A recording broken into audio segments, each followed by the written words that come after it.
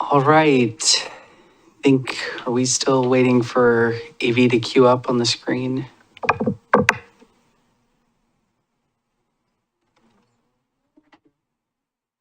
We're good on air? Everything's good? Great. Well, good evening, everyone. I'd like to call the meeting to order and welcome you to the regular meeting of the Milwaukie Planning Commission.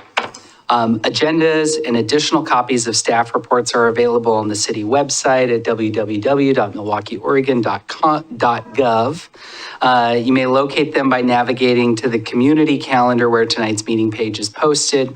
If you haven't reviewed the agenda, please do so. It contains important information about the process. There we go. Our first order of business is our native land acknowledgements. The city of Milwaukie respectfully acknowledges that our community is located on the ancestral homelands of the Clackamas people. In 1855, the surviving members of the Clackamas signed the Willamette Valley Treaty, also known as the Kalapuya Treaty, with the federal government in good faith. We offer our respect and our gratitude to the indigenous people of this land. I think first up, we're going to make a few quick tweaks on the agenda, is some informational items from staff. Laura, would you like to share some Planning Commission updates? Yes, indeed. I would like to welcome Max Pennick here tonight. He is our newest addition to the Planning Commission. Thank you so much for being here and joining us. Thank you for being willing to volunteer to sit on this commission. We're really happy to have you here. From what I understand, since tonight is the first meeting, he will not be participating in the hearing, but he will be sitting up here on the dais, and so then he'll be ready to roll on the next hearing that we have. And so, Max, would you like to say a few words about yourself? Sure. My name is Max Pennick. I am a near lifelong resident of Milwaukie in the Llewellyn neighborhood, and now I'm in downtown Milwaukie. I love my community. I'm happy to be giving back. I'm a PSU graduate in urban and public affairs, and I've always been interested in urban planning myself. So this is kind of my way of dipping my toe into the planning world. Great. Well, thanks so much, Max, and welcome.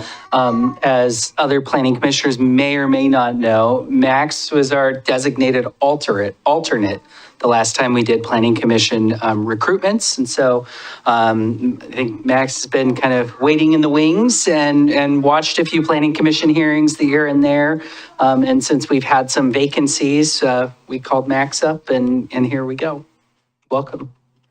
And on that note, we actually have 2 more vacancies on the Planning Commission. I think maybe last time we talked about the fact that Commissioner Mulhern was going to be potentially moving out of the city, and he did in fact move out of the city. And then quickly on his heels, Commissioner Carpenter also packed up and moved out of the city. So we lost 2 people in short order. So what we're going to try to do is, normally the boards and commissions recruitment happens citywide during the spring. But what we're going to do is we're going to move that process up for the Planning Commission. So I'm hoping that we'll start that recruitment later this year, and hopefully have a couple of more people up here with you all on the dais, hopefully by late February or early March. Great. So I think to kind of fellow planning commissioners, folks in your professional networks, architects, planners, real estate, other smart people you might know, definitely be thinking about them. I do think for these positions that we have open, these are for the slots that will be for people who live within the city boundaries. So that's kind of a key criteria. But I've already started to reach out to some folks in my network and would really appreciate if you all would be willing to do the same thing so we can get the next great group of planning commissioners. Which I think takes us then, being as Commissioner Freeman departed from the Planning Commission. That means we have a vacancy in our vice chair role. We typically do Planning Commission kind of officer elections normally at the first or the second Planning Commission meeting in the new year. So this would probably be middle or end of January, I think. So I was kind of wondering if we could get a vice chair to carry us through officially the end of this calendar year and up into the next set of elections. And Commissioner Edge, I might look to you as one of our more seasoned planning commissioners to help fulfill that role in the coming weeks, knowing you've served both as chair and vice chair in previous times. And so wanted to just see if maybe I'd be willing to entertain a motion from anyone for a nomination of that sort. Motion to nominate Commissioner Edge as vice chair. It's been moved. Do I have a second? Commissioner Edge, we can't hear you in the room. Commissioner Fuenmayor, can we hear you? Maybe you could turn off your mic for a second. Oh. Nope, we all cannot right. hear you in the room, so let's take a pause. Yeah, for we'll take a second. quick pause. There might be some AV issues on our side. We can't hear either of you. So, All right, let's try it again. Commissioner Edge, Commissioner Fuenmayor? Nope. Still nothing. We'll look to our talented AV assistant in the AV room to help see if they can troubleshoot this for us.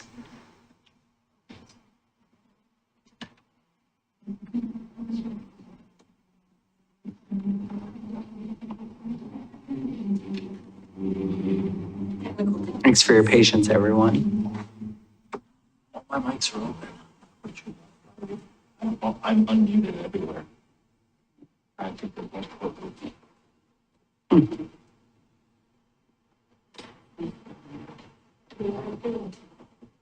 Well, maybe while we're working on the AV issues, I know that it was moved by Commissioner Graytrick. I maybe would look to see if Commissioner Pinnock might be willing to second. We could move forward, assuming Commissioner Edge, if you want to give us a thumbs up or thumbs down, if you'd be willing to accept the nomination, great.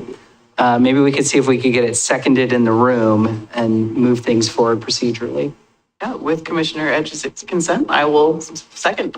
Great, so it's been moved and seconded to nominate Commissioner Edge to fulfill the role as vice chair for the remaining of till our next election.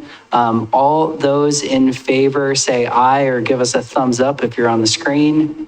Aye. Aye. It's the motion passes unanimously. How are we doing on AV? Still working on it, but we could move on to the Planning Commission minutes. That sounds great. So moving on to the approval of the September 20th, September 10th, 2024 and October 8th, 2024 meeting minutes. Does anyone have any corrections to make? If you're online and you have corrections, I apologize. You might have to pantomime them out for us or some other, yeah. Great, well, if there's no corrections, could I get a motion to approve the minutes? Motion to approve the minutes. It's been moved. I suppose I'll second. It's been seconded, great. All those in favor say aye or give us a thumbs up on the screen. Aye? Aye. Okay, great. Motion passes unanimously. We'll move on and see if we have any other informational items from staff. Laura, is there any other info from staff from the planning department? From the Planning Department, not at the moment. I would say that this is a very festive time of year around the city of Milwaukie. And so I know that there was the umbrella parade last weekend, and thank goodness it stopped raining No, it towards the end of it, which is really great. And there was a lot of people there, which is awesome. Then there's also the solstice event that's on December 21st in the evening, and there will be a fire and a beer garden and lots of activities that night, and it's also very popular. And then we also have the Christmas ships. So just keep your eyes looking at the city's website, and there's good stuff going on in the city of Milwaukie right now, and I encourage you to participate. Yeah, I was trying to pull up real fast some of the Christmas ship dates just to share those out. I think Tuesday tonight, 7 o'clock tonight, you could, I think, go out and see them kind of for the first time. But I know they continue for a period of time, but yeah, all that information can be found online. How did the transportation system plan open house go Oh, yeah. a week or so ago? Thanks for asking. That was last Thursday night, and we had about I think about 25 people there. Oh, great. Yeah, it was great. Everybody came at once and we had a really full room and we had a really good conversation. And we saw lots of people that we hadn't met before. And so it was really successful. We really enjoyed it. We got to talk to a lot of new people. Maybe just staying on that topic, do we have any briefings coming up on TSP? Yeah, I'm working on that. We're kind of messing around with the schedule right now because we've got new commissioners coming on and trying to Yeah. decide like when is the best time. Sure. But yes, definitely early next year in the first couple of months. And then one other thing. Can you remind me, do we still have a planning commission city council meeting next week? That is correct. And I was going to talk about that Okay. in our forecast for future meetings, but that is next Tuesday night. And it's at 5:00. It's our annual joint meeting with the city council. We have it every year. All the boards and commissions meet once a year with the city council. And it's kind of just to go over what we have accomplished as a planning commission since last time we met together with the city council, and then looking forward to what's on the docket for the upcoming year. And you will receive a notice about that this week from Petra. She'll send you an email. It's 5:00 next Tuesday. Yes, here in this room. Here, this room. Back table. Yeah, it'll be on the back probably. table. That's right. Great. Okay. How are we doing on the AV? Yeah, Commissioner Fuenmayor, can we hear you? No, we cannot. All right. Yeah. Well, we could continue to move through the items. I Yeah. think we have audience participation. Yeah, we definitely have audience participation, so we'll do that. This one's typically a little quick. This is an opportunity to comment on items that are not on the agenda. So do any audience members in the room or online wish to comment on anything not on tonight's agenda? Not seeing anything from folks in the room. Do we have anyone attending online who has hit *9 or raised their hand in the Zoom feature? No? Okay. Well, we can then move on to the next order of business, the Community Involvement Advisory Committee. At this point of our agenda, the Planning Commission will act as the Community Involvement Advisory Committee. Does staff have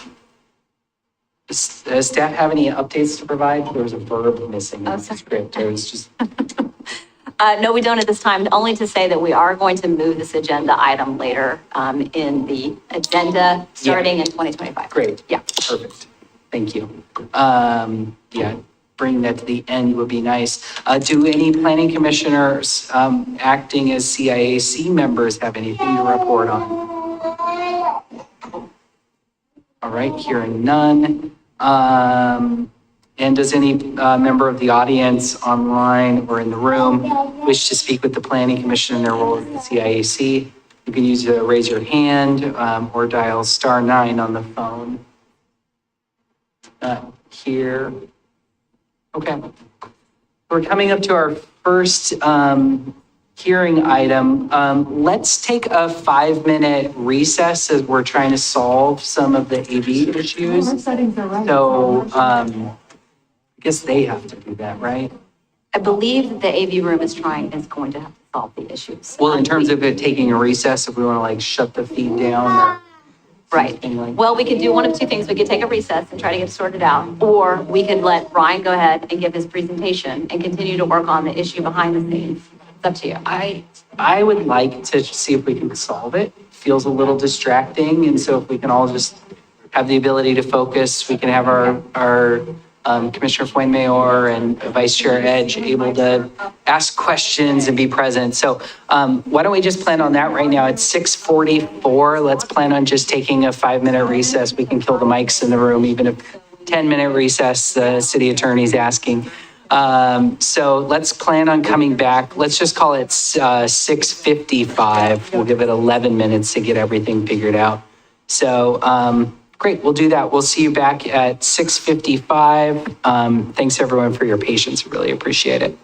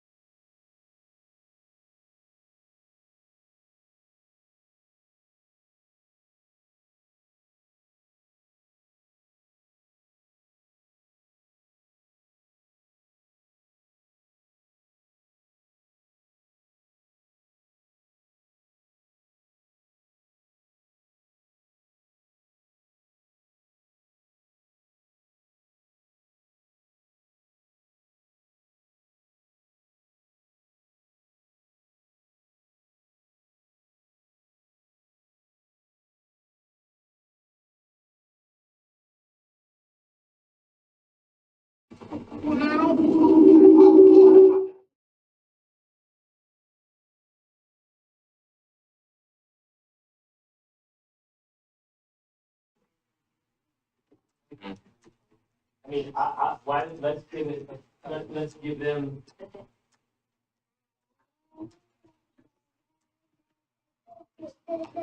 Sorry.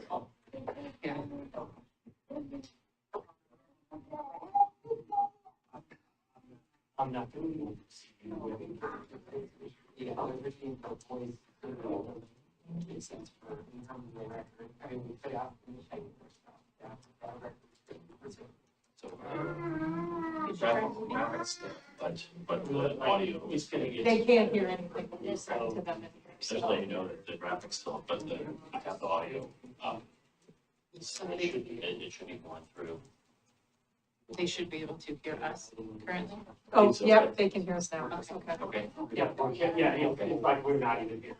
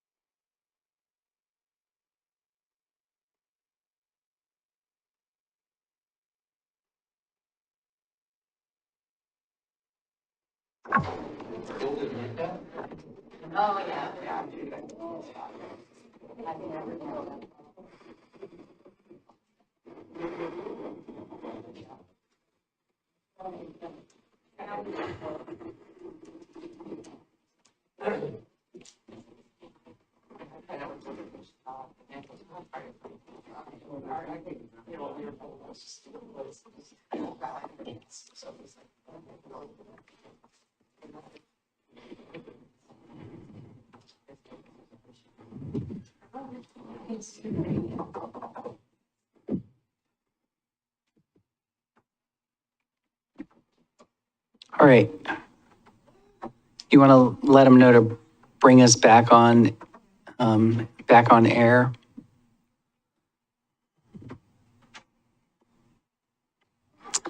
Great. Welcome back to the December 10th, 2024 Planning Commission. Want to apologize for everyone in the audience. As you know, we're dealing with some technical difficulty problems with the AV equipment.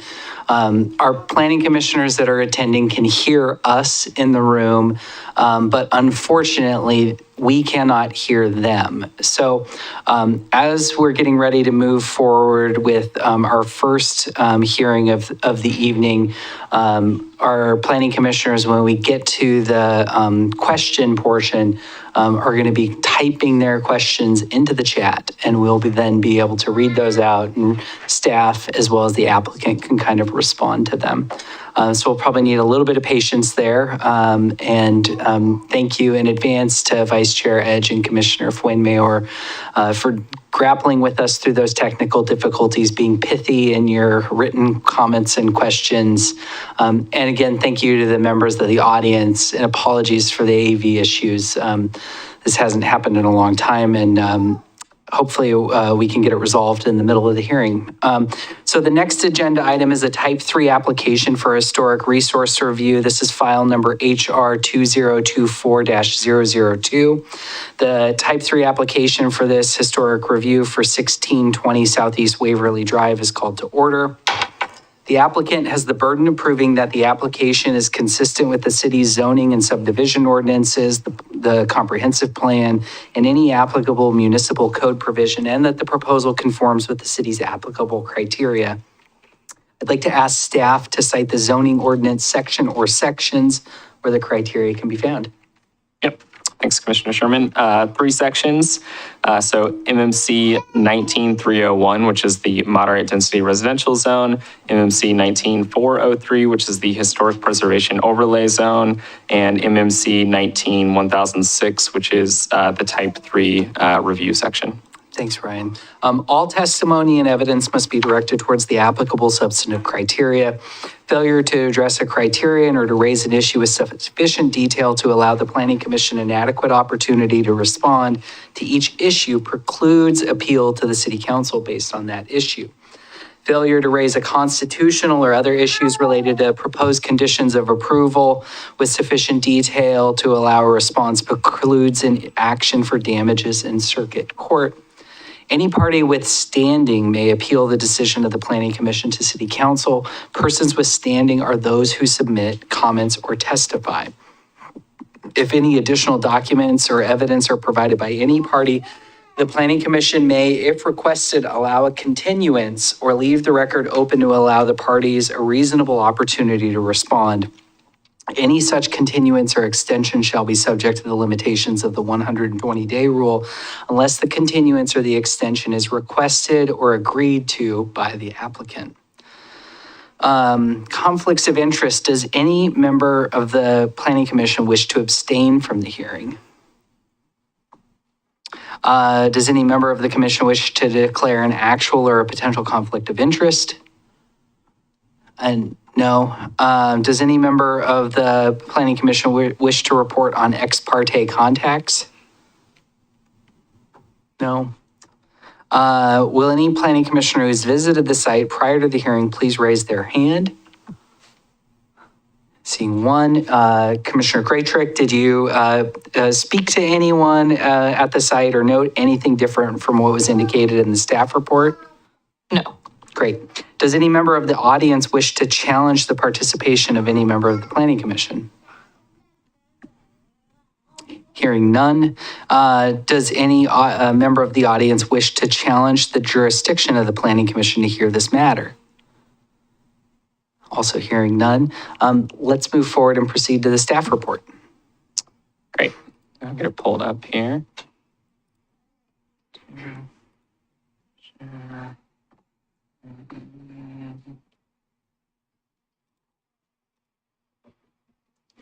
Okay. Can I get a thumbs up from the planning commissioners online just to make sure? Okay, perfect. Thank you. So good evening, everyone. Ryan Dyer. I'm an associate planner here at the City of Milwaukie and here to present on land use file number HR 2004-002, which is an application to modify a residence at 1620 Southeast Waverly Drive. So the site is located, again, at 1620 Southeast Waverly Drive. The site is developed with a single detached structure, a detached carport, and has landscape gardens. The property is zoned moderate density residential and has a historic overlay zoning designation. The surrounding area includes single detached dwellings and a golf course to the north across Waverly Drive. As an historic resource inventory, the house was constructed in 1922 and is considered the best example of colonial revival architecture in Milwaukie. I'll discuss this more, but it is designated as significant on the city's historic inventory, which means exterior modifications not expressly exempt in the city's code are subject to review by the Planning Commission through this Type 3 process. So the applicant is seeking land use approval to alter the structure by addition of and there's a little bit of a long list here, so stick with me. The addition of a primary wing on the east side of the residence, the addition of a prefabricated conservatory on the southwest side of the residence, extending the west garage wall 6 feet and extending the south kitchen and nook walls 8.5 feet and 6 feet respectively. There's a proposal to add a lanai and a porch on the northwest corner of the house. And the primary entrance column on the north elevation is proposed to extend outward just over 6 feet. On the second floor, wall extensions are proposed on the east side at the existing bath, the south wall, and the west wall. Decks are proposed to the northwest and south. The roof of the main body of the house will maintain its current height. However, the roof on the west wing is proposed to be slightly taller, and there are some changes to the roof design. Other proposed roofs maintain similar roof slopes and don't exceed the existing maximum height. The northern elevation, the street-facing facade, is proposed to retain some of the original building design, but there are some changes proposed. The design of some of the windows is proposed to change, the design of the pediments above the second floor window on the west wing, and the addition, and there's an addition of a belt course on the west wing as well. And then finally, there's a proposal to extend the primary entrance column, which will retain many of the features of the entrance, but again, that is a proposal to sort of push that entryway forward. I have a few slides here showing the before and after. So looking here at the street facing, the northern elevation, so it's showing, you can see here very clearly the proposed east addition. And so the existing is below and the proposed modifications are on top here. Again, eastern addition, you can see the changes to the roof height on the western side, along with the bump out of the garage, addition of a lanai, some changes to the windows on the street facing facade. And I can go back to any of these at any time. Moving on, looking at the south elevation or the rear. So you can see here clearly that conservatory, which I mentioned previously. Another look at the east addition, changes to the garage on the western side of the house there, and modifications to windows and doors throughout. So again, bottom is current, proposed is on top there. Moving on to the western elevation, we can see the modifications to the garage, so movement of that garage door, the new conservatory. You can see from this side, changes to the roof design, slight changes. The addition of the lanai in the northwest corner, and some alterations to windows.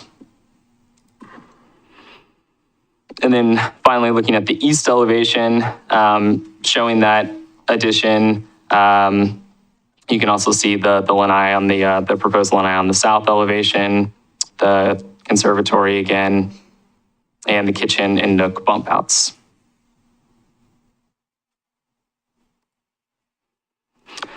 So setting some context here, historic review, as mentioned in the staff report, is not a common application in Milwaukie, and especially not for a private residence.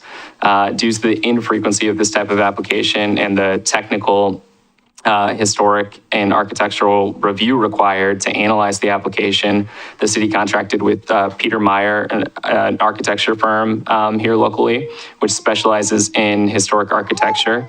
So they assisted staff in the review of the application. MMC 19403, the historic overlay zone, provides regulatory language for reviewing of alterations to listed historic resources, including a purpose section and approval criteria. So the approval criteria are deliberately discretionary to allow for opportunities for changes to these resources while still preserving key architectural elements and maintaining complementary design and visual integrity of structures. And we also want to just make sure that folks can continue to utilize these structures into the future. So there are two different types of designations in the city's historic code. So there's contributing and significant structures. To give you a little bit of background, there are 16 significant designations in the city. 10 of those 16 are residential buildings. Significant resources require, again, the highest level of review. Historic resources listed in the inventory were given scores to determine their significance back in 1988. There are basically three ways to be designated as significant on the city's inventory. So way one, the resource must receive a rating score of 60 out of 86 total points, or greater, and must be 50 years old. So that's one way. You're getting 60 points and you're 50 years old. Two, the resource can score 10 out of 10 in at least two of the categories on the inventory or the evaluation worksheet. And then way three, the resource can be listed on the National Register of Historic Places. So this was listed as significant because it scores 10 out of 10 in two categories. So it's not on the National Register of Historic Places, and it received a total score of 54, which is less than the required 60. So again, two categories. The first was the person category that it scored a 10 out of 10 on. So that's basically because of the folks who commissioned the house, so William McMaster, and these were the first residents as well, and Annie McMaster. So William McMaster was a successful financial and real estate businessman.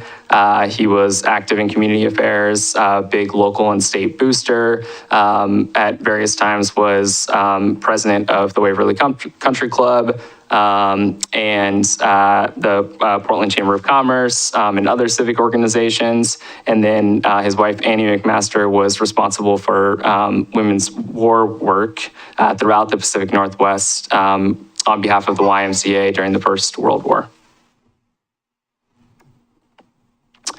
The second category, the property received a 10 out of 10 in was style.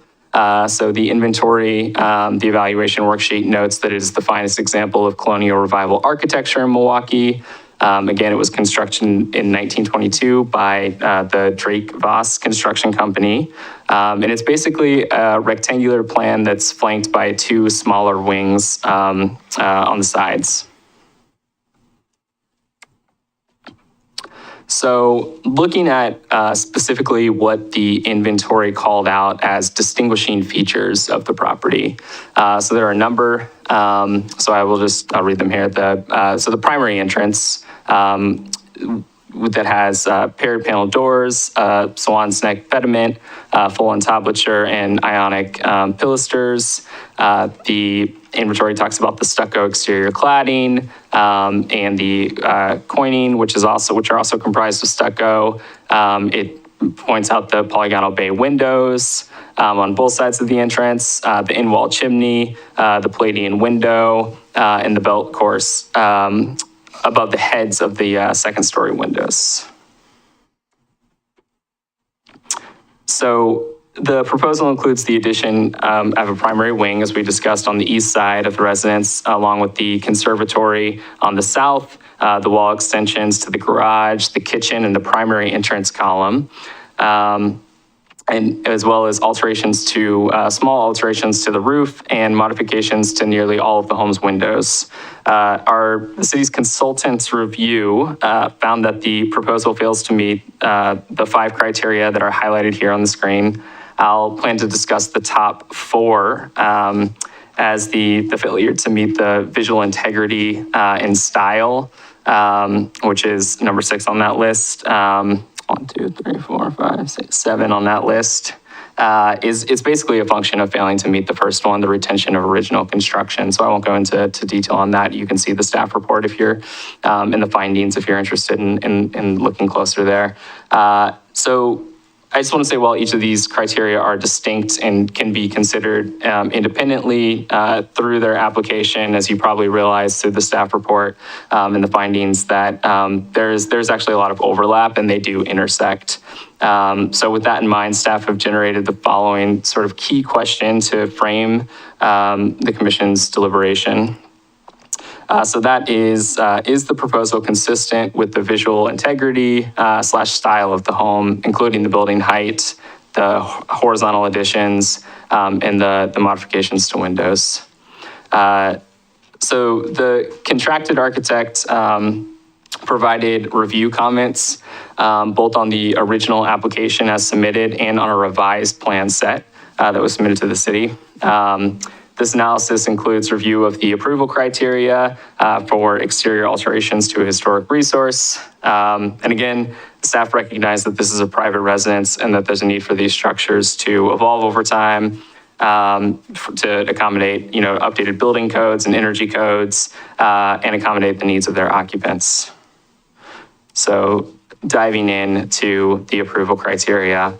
So starting with the retention of original construction standard. So it states that distinguishing original qualities that define a resource's character shall not be destroyed, and that the removal or alteration of historic materials or distinctive architectural features should be avoided when possible. As discussed, the applicant is proposing significant modifications to the home, including modifications to some of the distinguishing features mentioned in the 1988 inventory. I think a principal concern as it relates to this criterion are the proposed changes to the street-facing facade, that northern facade, and namely the extension of the primary entrance column, a little over 6 feet to the north. Which involves removing the entryway features considered to be of a high preservation priority. While the applicant is proposing to reuse many of those features, the city's consultant identified the extension itself as an issue. In conjunction with the proposed changes to the window design, the city's consultant states that the proposal will result in a home that's near unrecognizable compared to the original. So I think you'll see that primary entrance extension as a repeated theme through here. The building height criterion states that existing building heights and pitches should be maintained and that the alteration of roof pitches shall be avoided. The applicant states in their application that the tallest roof form will remain and that the existing roof pitches will be retained. The consultant's review suggests that the standard is not met due to the changes in roof design. Basically, the extension of that central entrance column again would alter the roof design of the main block of the house, and the proposed changes to the window pediments on the second story alter the roof design of the west wing of the house. So again, consultants has made some recommendations for how the applicant could meet the standard, ensuring the retention of the historic design and composition of the two existing pediments on that west wing of the house, and retention of the pediment on the front entry, which could occur through basically not extending that primary entrance. So horizontal additions, this criterion does allow for horizontal additions. It's anticipated that will happen over time. And it just wants them to basically be consistent in scale and proportion, including the relationships of the windows to walls, and yeah, just that they're visually compatible with the traditional character of the historic building. The applicant is proposing extensions and additions to all elevations. The city's consultant largely found these additions to be visually compatible with the historic structure. There were just two exceptions. First, again, the extension of that primary entryway on the north elevation, as the applicant or as the consultant stated in their review, violated that first retention of original construction criterion. And then second, the north and south wing of the east addition slightly obscures the historic home from the right of way. So the recommendation to better meet that standard was to shift those wings of the east addition slightly farther to the east in order to preserve basically the ability to view the historic structure from the right of way. And then finally, window replacement is allowed under the city's historic overlay zone. If those replacements match the originals as closely as possible, the applicant proposes retaining the Palladian windows on the north and the south elevation, but is also proposing to replace and redesign many of the other windows on the house on all elevations.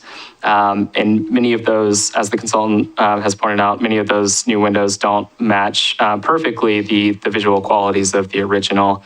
So to meet this criterion, the consultant recommends that the replacement windows on the north elevation especially match the visual qualities and design of the historic windows, calling out those modified, the west wing's second story windows specifically, wanting to make sure that those were consistent with the historic.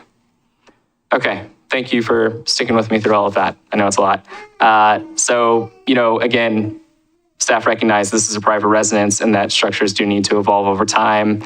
And applications like this are unique in Milwaukie. I think, through my review of our consultants' recommendations and analysis, I really see sort of the extension of that primary entryway as sort of critical concern, especially where it removes those distinguishing features, and the window redesigns on the northern elevation also being a key concern.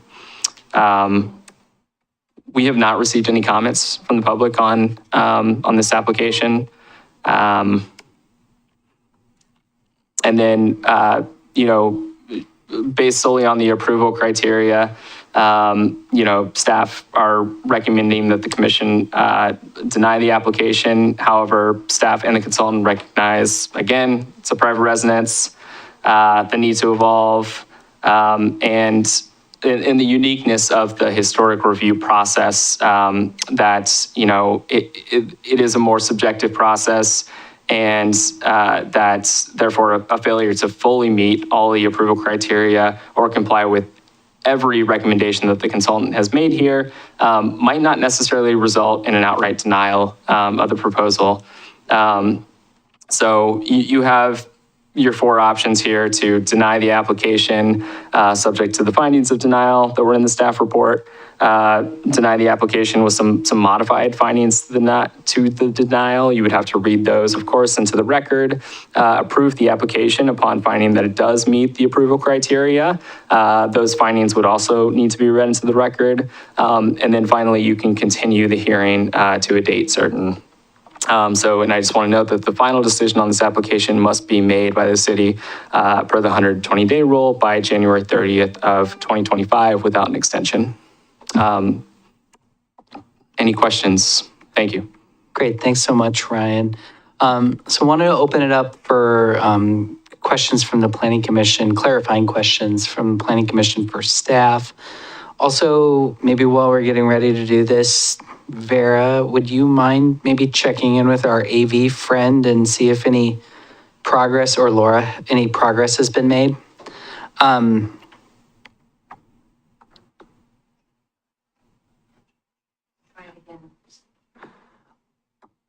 Commissioner Foynmayor or Vice Chair Edge, would one of you mind trying to? Can you hear me? Oh my goodness, we can. Oh, that's wonderful. Great. This just like made my night. I'm so happy. Things got a lot better. Great. Well, wonderful. Welcome aboard. I'm glad to hear your voice. So let's open it up for clarifying questions for staff. I'll take the privilege of maybe just starting real fast. Ryan, maybe if you wouldn't mind pulling the slide deck back up. I just was hoping you could kind of talk through the consultant recommendation on slightly shifting the east wing's placement so that it wasn't obscuring the view from the right-of-way. And if maybe you just, throw that up on the slide and be able to kind of maybe use the cursor and talk about that for a quick moment.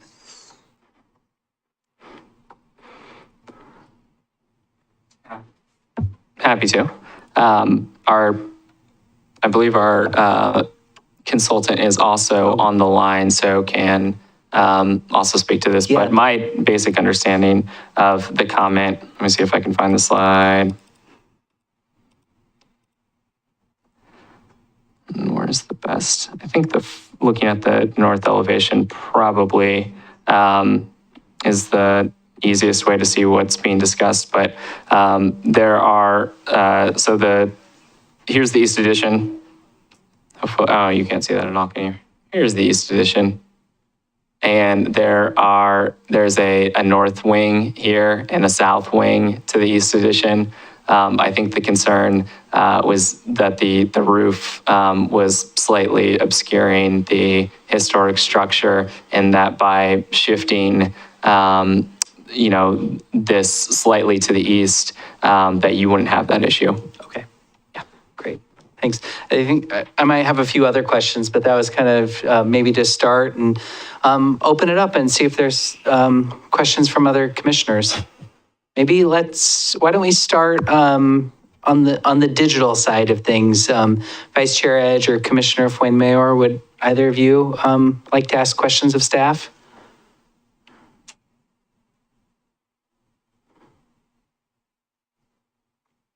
I don't have any questions at this time. All right. I don't think I have any either. Okay. Any questions for staff? Nope, nothing here. Great. Well, we've got no questions from staff. We clarified that there was no correspondence on this matter. So would the applicant or their representative like to comment or provide testimony? Sure. But what we've gone through is, I think what we were.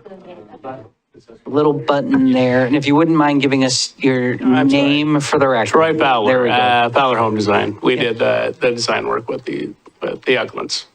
And we've read through Peter's replies for the next round, and we agree with what he's speaking of, and I agree with what Peter has brought to us on the second round of alterations. And so I think if we need the extension, or if we can have those changes done within the week to update that second round of revisions.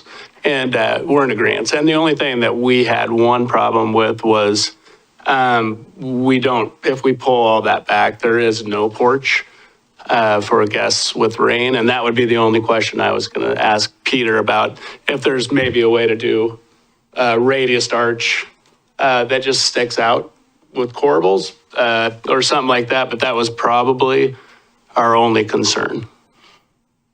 Great, in terms of the primary entrance. Yeah, because we're going to have to pull it all the way back, which created that 6-foot buffer from the weather.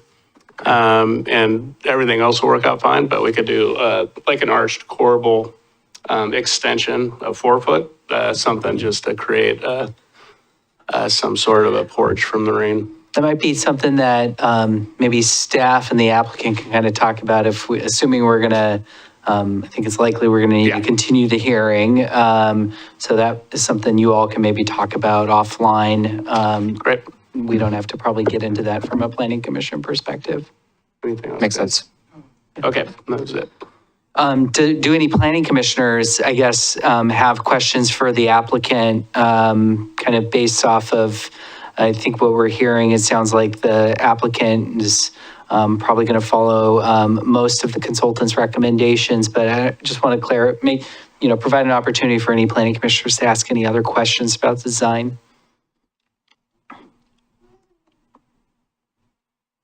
Just ask one clarifying question. As you stated, they're going to be relooking at the design and finding ways to adjust to meet some of the recommendations.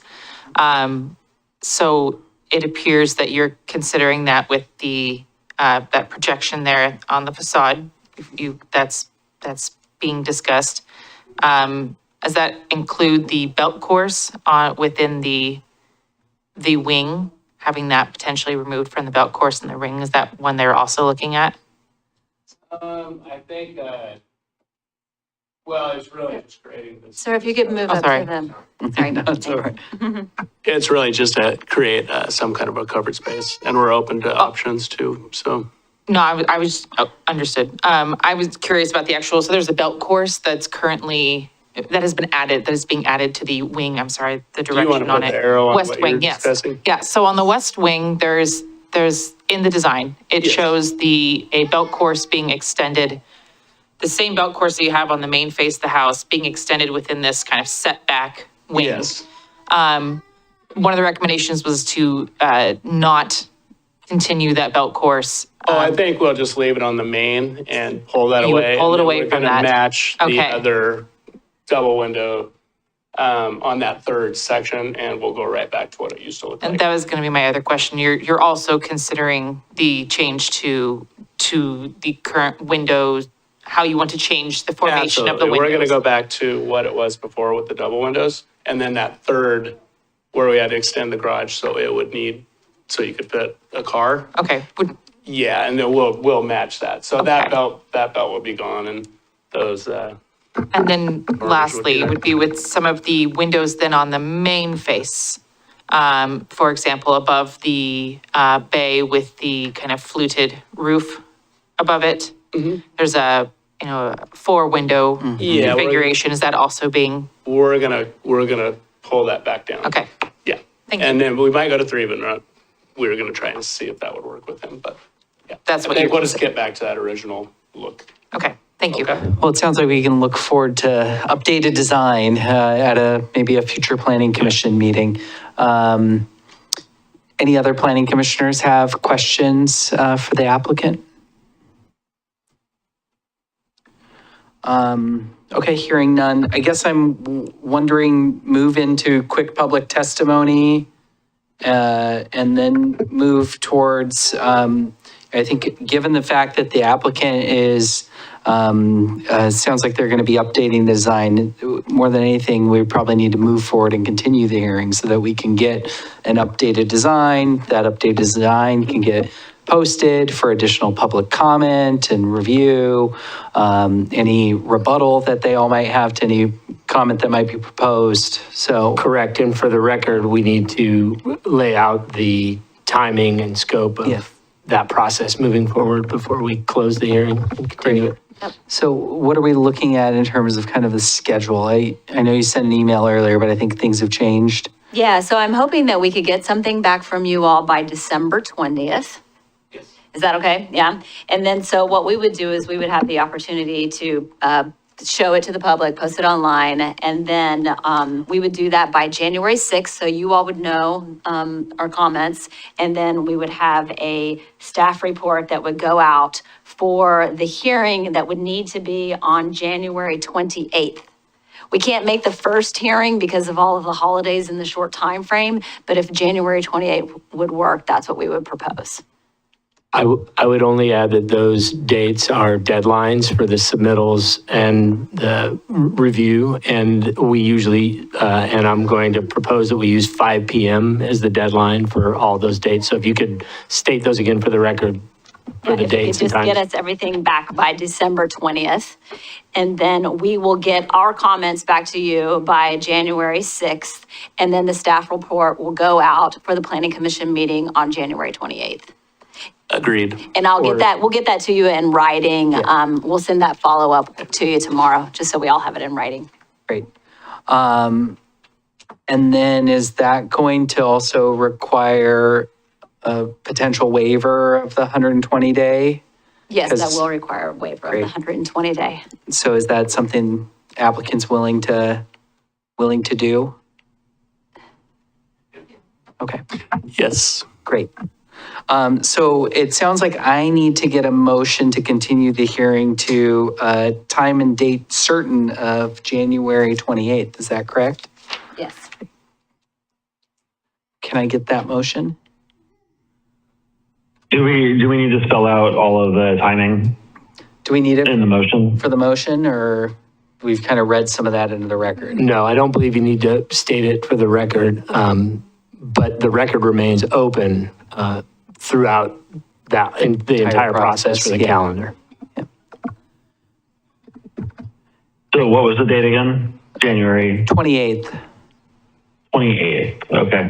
I move that we continue the hearing to a date certain of January 28th.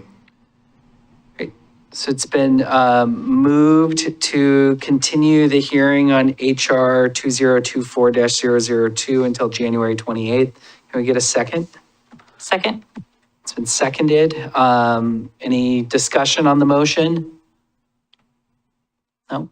All in favor, say aye. Aye. Aye. Motion passes unanimously. The application for HR-20-24-002 is continued until January 28th, with the applicant resubmitting materials as we've previously discussed in the record, and planning staff will follow up with. Thank you so much. Great, thank you so much. Yeah, thank you all. Have a great evening. Might pass the cookies around for a second as a moment of transition. Yes, there we go.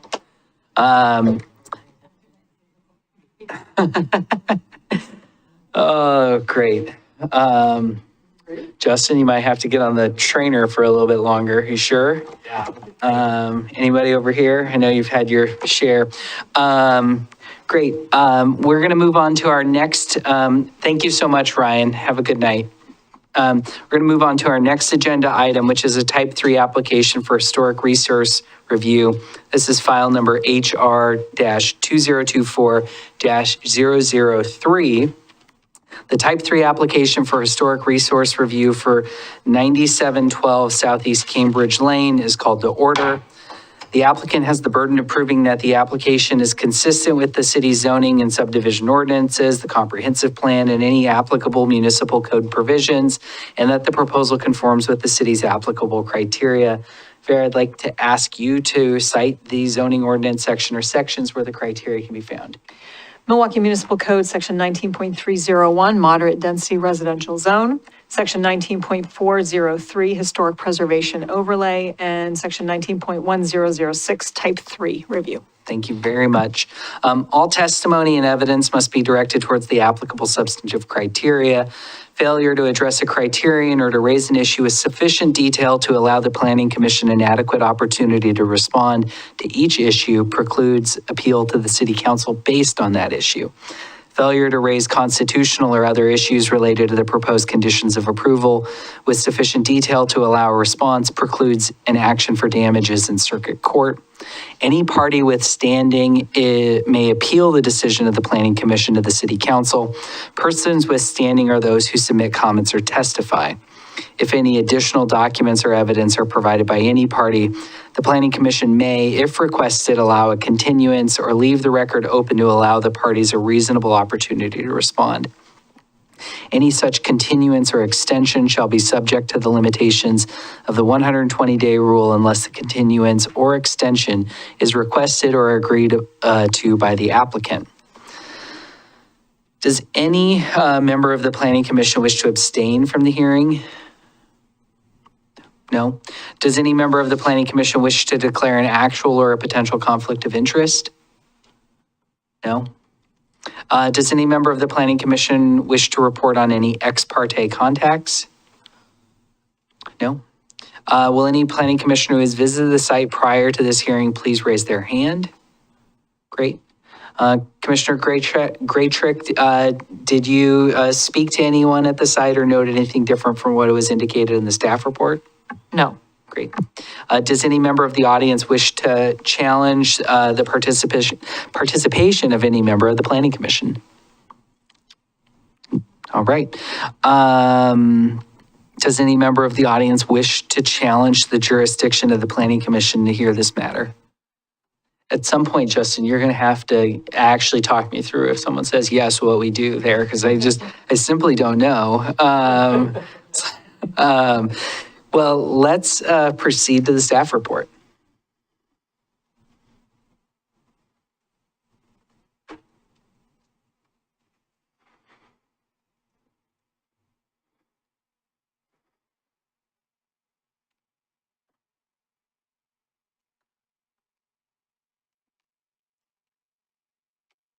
All right. Good evening, everyone. Okay. Vera Coley, Senior Planner, here to present the staff report. So this site is located at 9712 Southeast Cambridge Lane. The property is outlined here in red.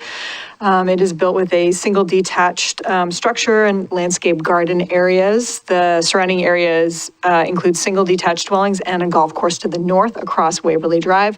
And the red circle indicates the area of the proposed alteration or the service wing of the property.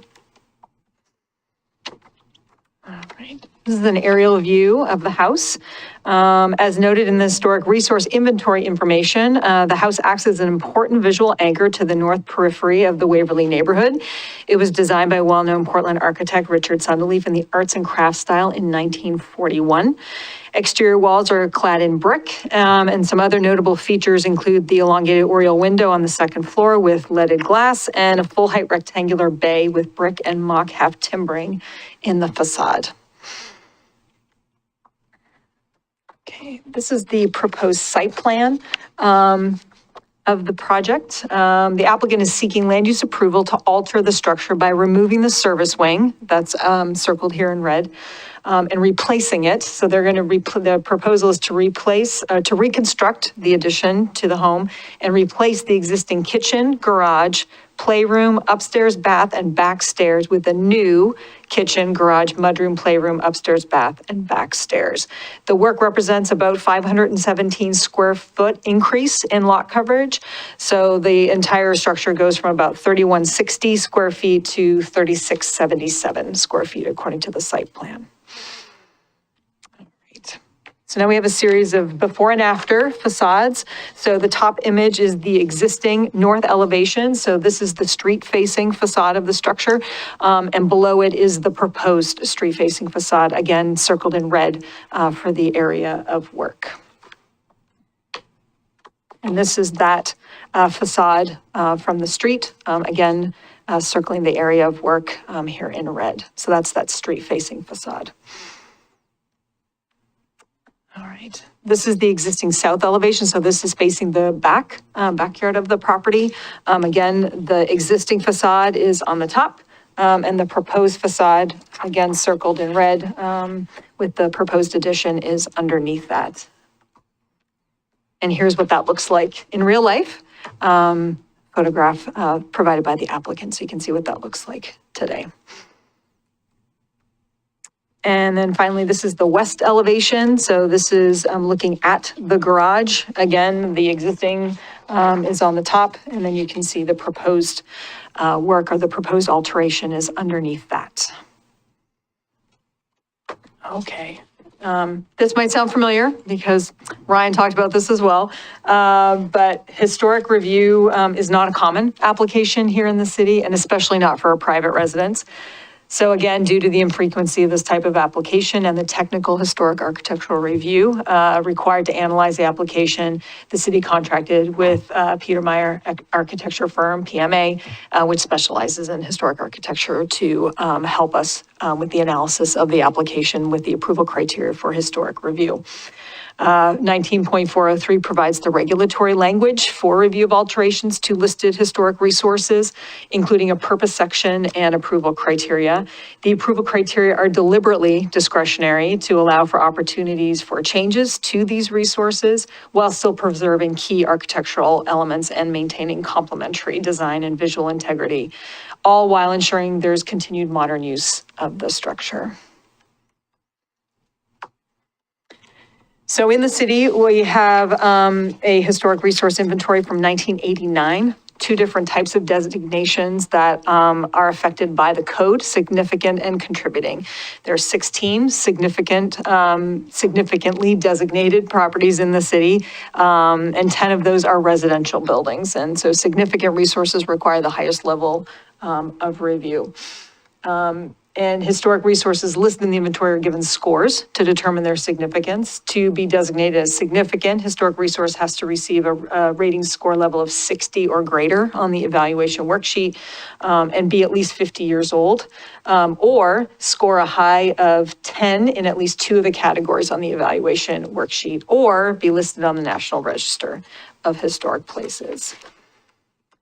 So this property was built in 1941, so the house did not meet the 50-year criterion for listing on the National Register, and it received a total score of 56, which is less than the required score of 60, but the rating of significant was determined because it received the score of 10 out of 10 on 2 of the categories, person and style.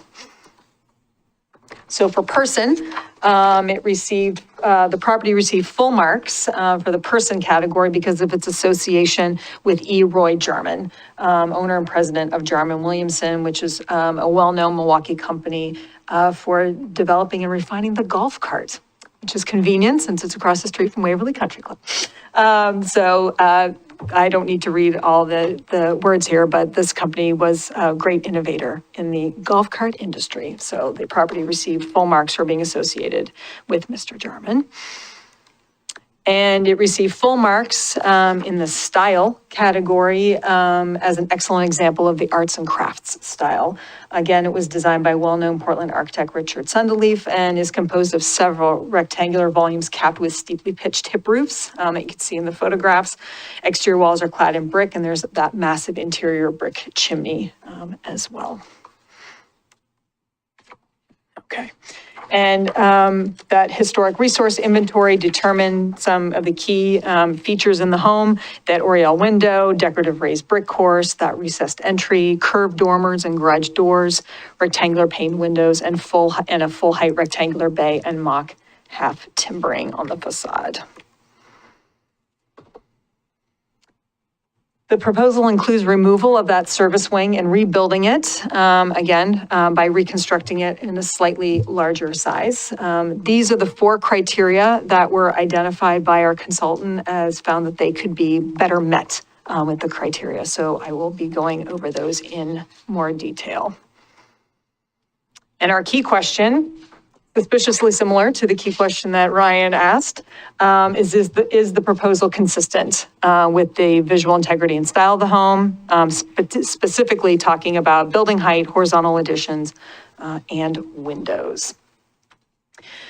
The analysis included review of the approval criteria for exterior alterations, as well as the proposal's response to the purpose of the historic resource overlay zone, which has some applicable statements to alterations like this one, preserving diverse and significant architectural styles, reflecting phases of the city's history, and encouraging complementary design and construction relative to cultural resources, and to enhance property value and increase economic and financial benefits to the city and its residents. And as Ryan mentioned during his analysis as well, staff and the consultant recognize that this is a private residence, and there is a need for structures to evolve over time to meet updated building and energy codes, and of course to accommodate the needs of their occupants. Okay, retention of the original structure. The criterion talks about avoiding alteration and demolition of key pieces of historic structures. As shown in the construction drawings and the design drawings that were included in the packet, the main portion of the home with its distinctive entry and tall stair window and 2-story bay and arched dormers will not be altered. All of the work is focused on that service wing of the property. And as explained in the narrative that the applicant submitted, the addition replicates the scale, opening proportions, and massing of the house. And the window sizes in the proposed addition will match the window sizes found on the main house and will match the wood-clad windows with the simulated LED light divisions. The existing brick on the house is going to be removed and reused on the street-facing facades of the addition. New brick that matches the original brick will be blended into the brickwork on the south elevation, so on the back of the house. But the street side elevation will have that original brick maintained. The scale of the dormers was determined by the size of the existing windows, and 2 dormers will be replicas of the existing dormers. So based on staff's and the consultant's review, it's clear that there's been a conscious reuse of components. And criteria 1, which talks about removal or alteration being avoided, is one of many approval criteria. So although the existing service wing is being demolished and replaced, the applicant has designed the new wing to be a near similar addition that is consistent and compatible with the existing house. Building height.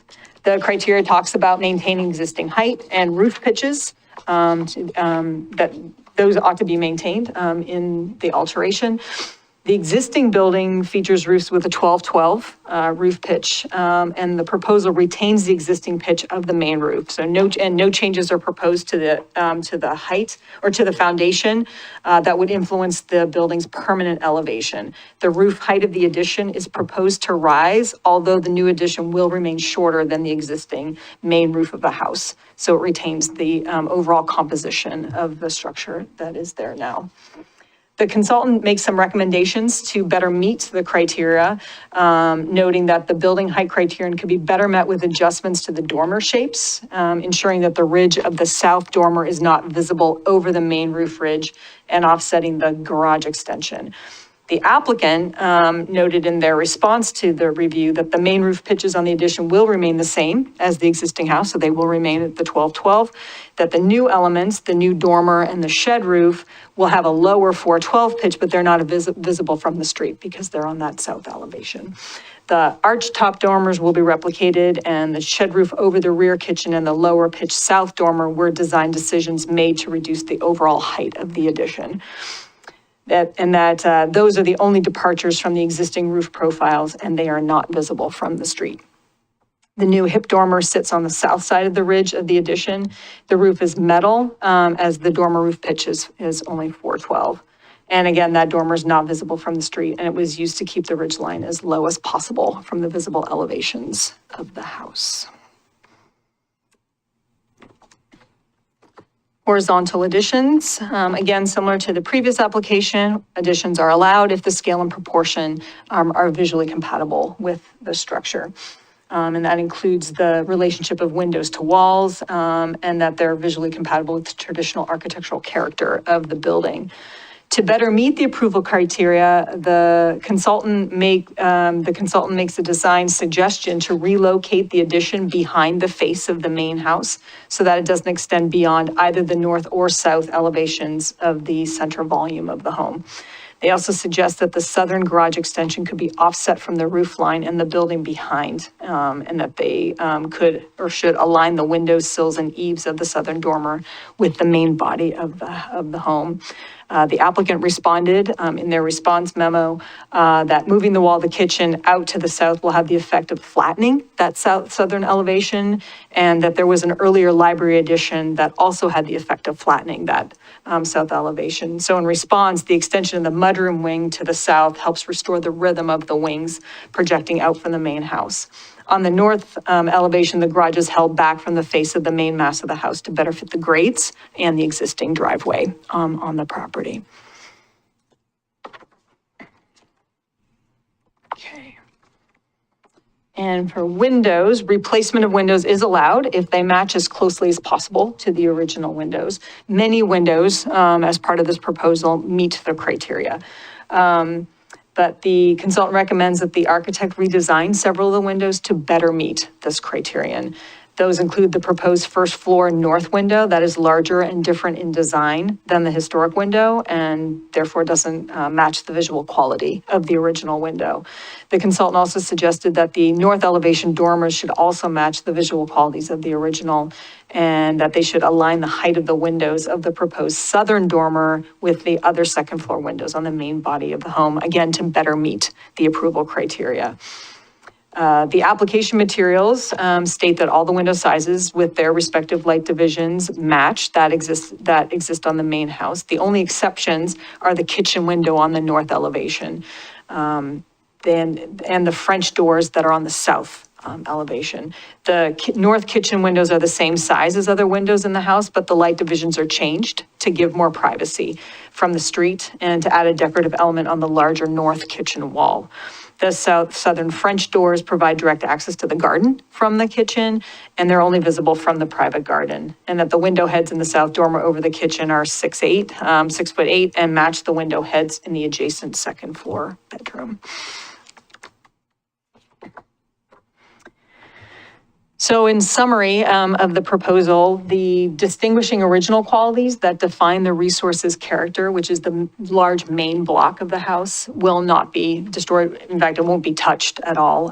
Contributing features of the house, like the low ridge connecting the garage to the house and the arched top dormers and the arched top garage doors, will all be rebuilt in the same size, in the same style, and in the same relative location to preserve the overall massing of the building. And the public-facing elevations of the house will be nearly identical to the current public view. The main block of the existing house is not going to be altered. It has that distinctive entry, the tall stair window, and that two-story bay and arched dormers. That is the portion of the house that is the most visible to the public from the road. And that's the portion that is described as significant in the original historic resource survey in 1988. So as described in the application materials, the proposed addition adds a modest amount of area with a near similar addition. We did receive some comments, and those were all shared with the commission and with the applicant as they were received from folks that live in the neighborhood on Oxford Lane and on Cambridge Lane as well, all in support of the application. As we discussed in the staff report, based solely on the approval criteria, staff recommend that that commission deny the application. However, staff and consultant again recognize that this is a private residence and that structures need to evolve over time. And again, as Ryan also mentioned in the previous hearing, failure to fully meet all of the approval criteria or comply with every consultant recommendation might not necessarily result in an outright denial of the proposal. So your options this evening are to deny the application subject to the findings of denial that were included in the packet. You could deny the application with modified findings that would need to be read into the record, You could approve the application upon finding that it does meet the approval criteria, and we would need to read those into the record, or you could continue the hearing. The final decision on these applications, which includes any appeals to City Council, for the 120-day clock, is February 6th. Happy to answer any clarifying questions. And we also, of course, have our consultant on the line as well to help answering those questions. Thanks so much, Farrah, for the presentation. Appreciate it. So yeah, I'd like to open things up for planning commissioners to ask any clarifying questions for city staff, as well as the consultant team at PMA, who is advising city staff on this. If you have any questions for them.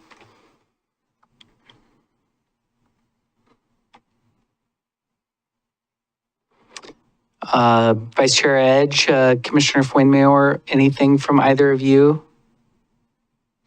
I have no questions for staff. I don't think I have questions right now. Great. Any questions in the room? Hearing none. We have received some correspondence. Would the applicant or their representative like to comment or provide testimony? Come on up. If you could join us, there's a little button at the bottom of the microphone with like a person speaking. So you'll need to press that button. And if you could give us your name and city of residence for the record. Don't need your address. The little gray silver button at the bottom. There you go. Perfect.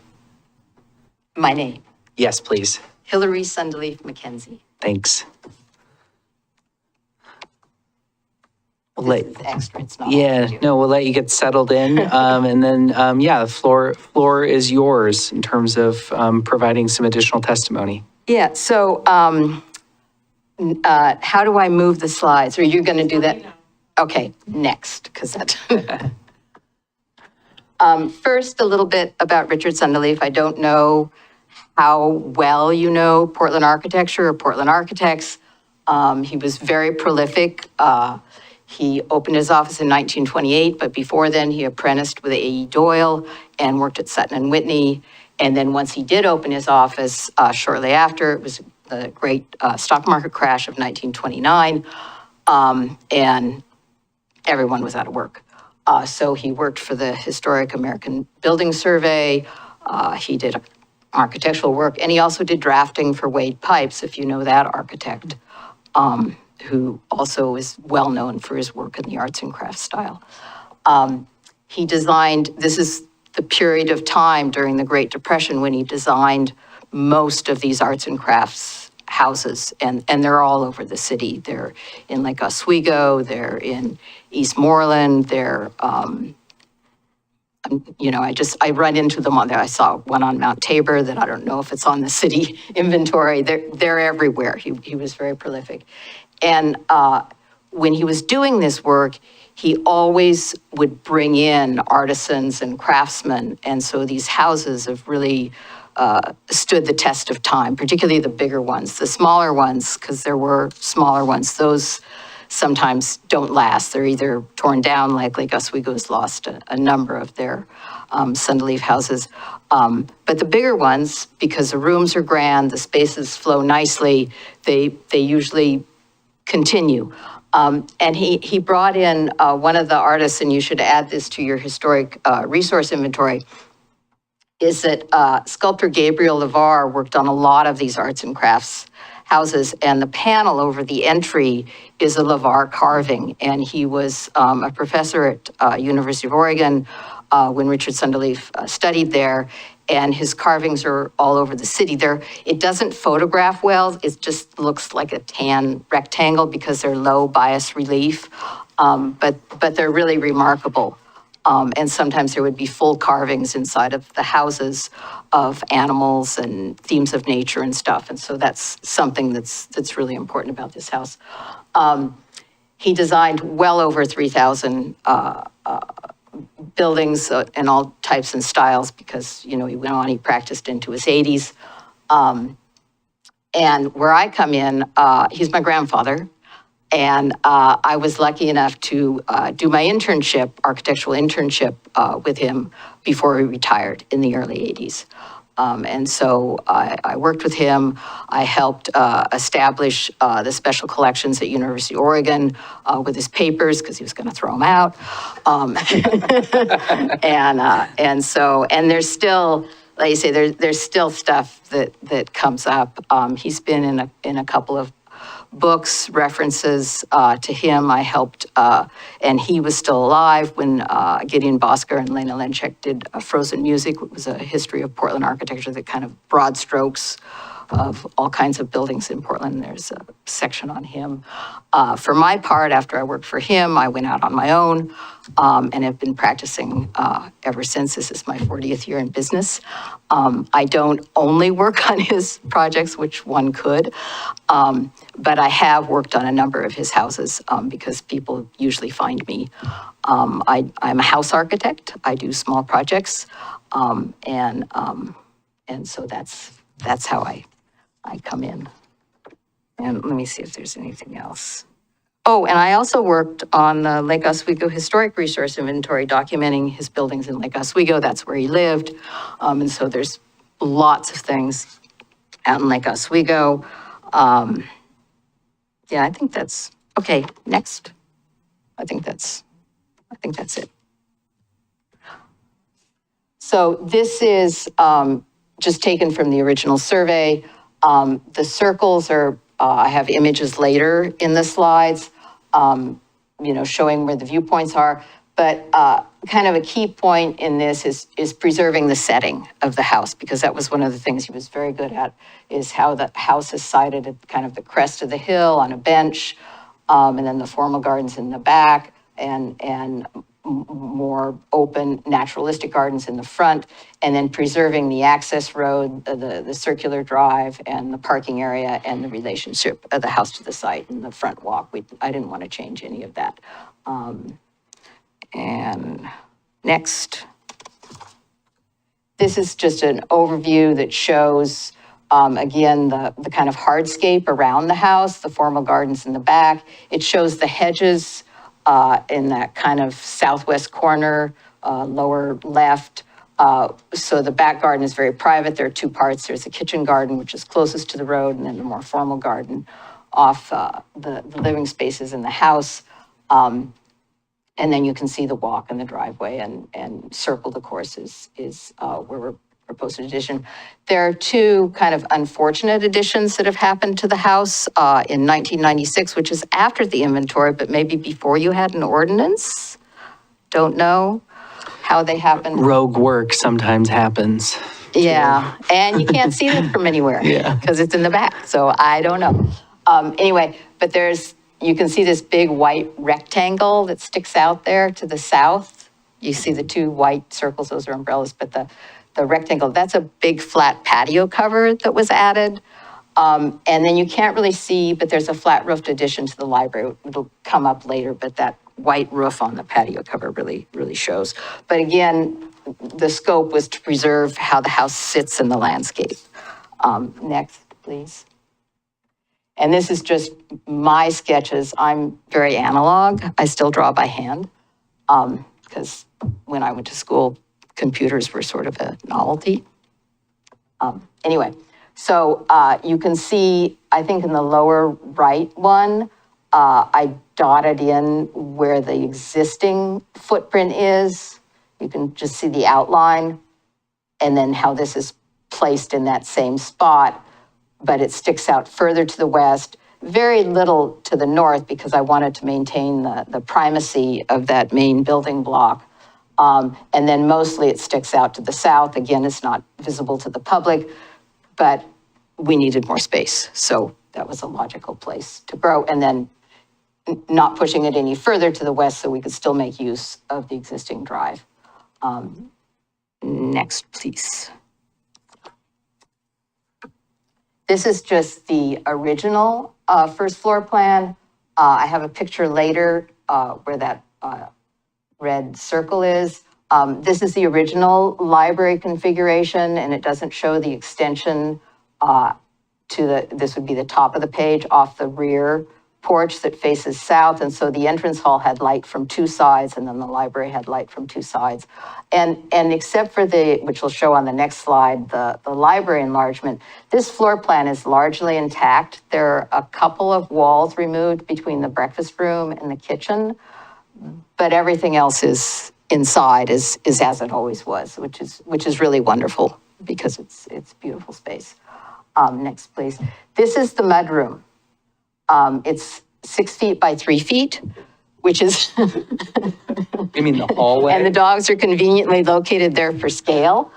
And it's where the garage door is straight ahead. The garage or the door to the backyard is to the left. To the right is stairs down to the furnace room or up to the servants' room. That's it. And so many of my grandfather's houses, the most common thing that I work on is fixing the kitchen. Anyway, next slide. So then this is what we're proposing, and this does show that 1996 addition to the library where it doubled the size. I think it screwed up the proportions because now there isn't light from two sides, but they did a very nice, careful job with the cabinetry, and it's not horrible on the outside. But you can see where we changed the kitchen, it's my clients cook, they have big family, it's such a common thing to want a kitchen where people can gather. And then have direct access out to the garden because people like to eat outside. And so it's big enough for an island, which is, and then back stairs are kind of in the same location, just pushed a little further west. And you can see the outline of the old garage underneath, right there. And you can see kind of cutting across partway across the island where the old south wall of the kitchen was, right across there. So we pushed it out about 6.5 feet, and then pushed the garage out another 6.5 feet. And then a dedicated mudroom for people coming in from the rain, for animals, for, staging things, whatever. And a slightly bigger garage. It grew, I want to say, a couple feet each direction. We didn't do a 3-car garage, which is kind of, because cars are bigger.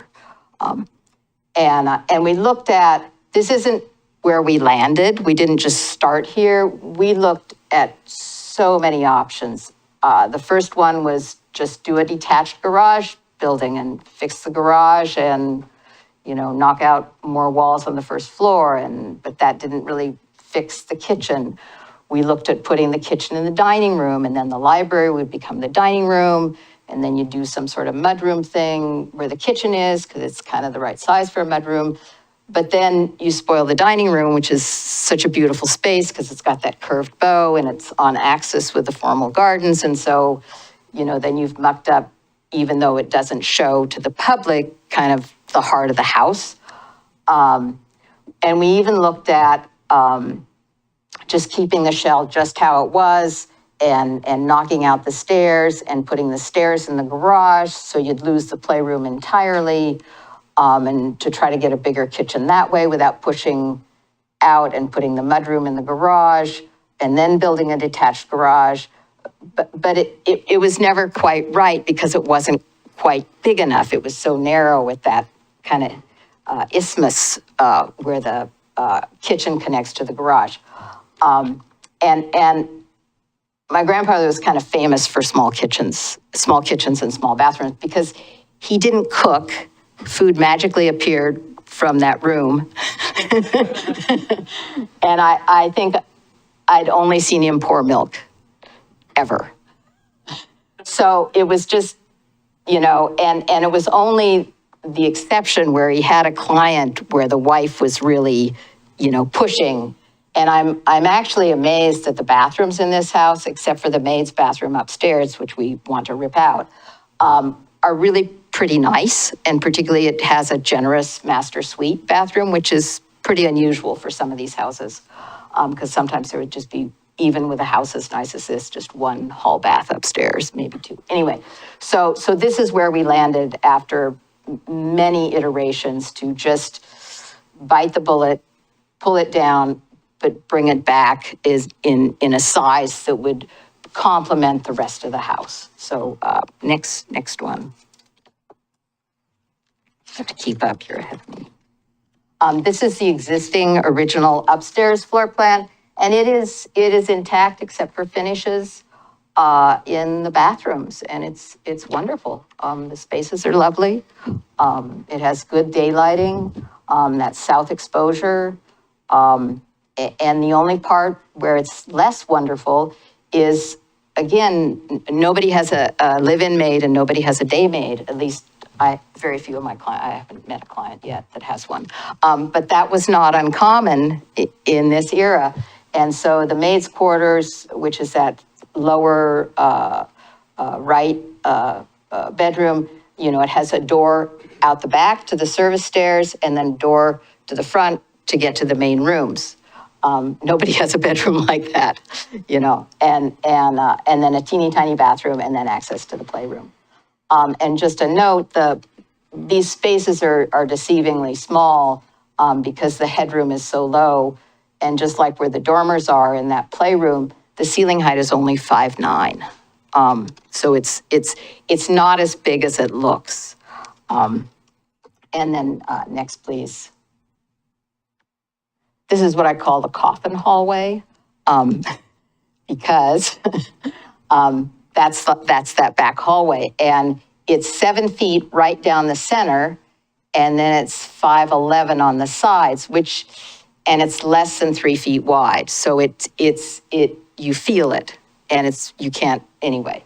And that, it doesn't meet code now, it met code then. And I couldn't take a picture of the bathroom because you can't get away enough to take a picture of it. But you can see in this picture, there is also a step down to generate this headroom from the main part of the second floor, which you see kind of in the back there. There's one riser. And so the other thing about the kitchen downstairs is the ceiling drops lower because the room above it steps down. And so we wanted, when we made it one room, to have a common ceiling height because it's a bigger room and it should look right. Next slide, please. And then this is what we're proposing. Again, main body of the house intact, no changes. We're bringing the laundry room up from the basement. Again, there was a maid, she would do the laundry. All my clients do their own laundry now. And so the laundry is up on the second floor, and then there's a usable bath with a bathtub. It's the only bathtub in the house. And then new service stairs, because the house is long enough. I think Warren's having the 2 sets of stairs, and then a new playroom over the garage. So kind of replicating all the pieces, but they all meet code and they're more comfortable. So next slide, please. And then this is a section I drew showing on the left. It's a section through the existing house showing relative heights of everything, and then a section through what we're proposing. So the sidewall height is 4'4" on the existing house. And we're proposing raising that to 5'4" to make enough usable space for the laundry. And then we're raising the floor height of that section of the floor 7 inches, so it matches the rest of the second floor height. And then the kitchen then, right now the kitchen has lower ceiling of 7'10" for parts of it, and now the kitchen will have the same ceiling height as the rest of the main floor, except the living room where you step down into it, but the other rooms, so it's consistent that the 2 floor plates are consistent throughout the addition and the existing part of the house. The other thing we did is you can see how we maintained on the visible side of the elevation, the north side, the existing 12-12 roof pitch, but then we fudged it by doing this lower pitch, and it's actually down to 12.3, and I think it might even be a little lower than that because I did do a modification for Peter Mayer because I haven't detailed any of this yet, and I'm just dropping that upper right rafter 3 or 4 inches, just enough to get flashing on the ridge. So you see a clean shingle line on the north side, but it's a flashing detail. And what else? Oh, and the hallway's legal width, 3 feet. And we did a slightly lower ceiling in the bathroom, again, to try to keep the roof as low as possible. There's a typo in my application.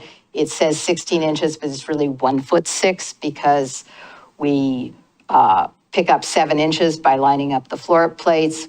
We raise a foot on the sidewall, and then we make it up by keeping the roof pitch low, but there's your 18 inches or, 1'6". And I think that's it. Next one, please. And then these are, I did a model of the existing house to scale, and then the proposed addition also to scale. And I tried to line up the snapshots so that they would match, so you could see. But obviously, this is a view from the road. This is a public view. And so you can see the main block of the house, and then on the top part, you can see the garage, the service wing, and the ridge. But the thing that was most important to me is how it all ties together, and that intersection of the service wing ridge with the roof of the garage, to me, was a key element as opposed to the literal height of the addition. So that to maintain that relationship in the new addition, I kept that relationship the same. So if you look at, I don't know how to point, this is what I'm talking about, is to have so that they tie together in the same manner. Because otherwise, if you arbitrarily held that down and then the garage is now bigger with a taller roof, then you get this kind of disconnect where the garage looks, we're trying to make the garage look more the size of the original garage and to minimize it, because who wants their garage to look big? Well, maybe some people, but anyway. And so that was key to me. The other thing was, what to do with the arched dormers. And again, this isn't the first design. You're seeing this after many iterations. And the first thing, of course, you put an arched dormer on the garage. That's problematic when you get around to the west side of the garage, which you'll see in a minute. And so, but this is where we settled, because I think it had the right amount of balance. It picked up, if you look at the eave line from the existing east wing and the proposed new west wing, those now are almost continuous, that eave line. And so you have this nice pattern of the archtop dormers to the east, but then you pick up that same eave line on the other side of the main building block with 2 of the archtop dormers with a common eave height. And then I used the dimensions of that stair tower window as kind of the size, and I repeat the window sizes. These are exactly the same window sizes in the main house to do the dormer over the garage. So you get that kind of linking of repeating forms, but not literally just copying them kind of endlessly. I think that's it. Next view. And here I'm just moving around the building so you can see. So again, you see the 2 archtop dormers in the new addition. The kitchen window was kind of buried in the corner of the house. It didn't line up with anything, but the problem was solved, as you saw on staff's slides, by a lot of shrubbery. You can solve a lot of architectural problems with bushes. I thought it important to center the windows. They're the same size as other windows in the house. We just changed the light division to kind of tie it back to the stair windows. And then you can see the garage dormer. But what's different about the new garage, because it's slightly bigger, is it has a dormer on the west. And so in those dormers on the west and the north really need to match. You don't want them to be different as you rotate around the garage. I think that's it. So next slide. And here you can see the original garage has no dormers to the west, but this is where it gets into be a problem if you try to add, because the garage is bigger, it needs something with that amount of roof, to add an arch over the arched garage doors. You start kind of having arch mania, which is not good. And whereas this I think the hip dormers really tie back to the main house better, and then the existing archtop dormers tie back to the other archtop dormers. So you can go around, I think. Maybe just to take the chair's privilege for a quick second, Hillary, the view from right here, the dormer you're talking about over the garage is also not really visible. From this vantage point, this is not visible from the street. You know, not quite. Okay. It's this one, like. This one, from the street, you might catch that little peak. Yeah. But and the in next the winter, view. when stuff's off. Sure, okay. You know, because I actually drove by there going slowly, like I'm looking at the house, what am I seeing, what am I seeing? And you kind of can, you know, you kind of can. Okay. And then next one, but you can see it, so keep going around, because I think I talked about that. You can see it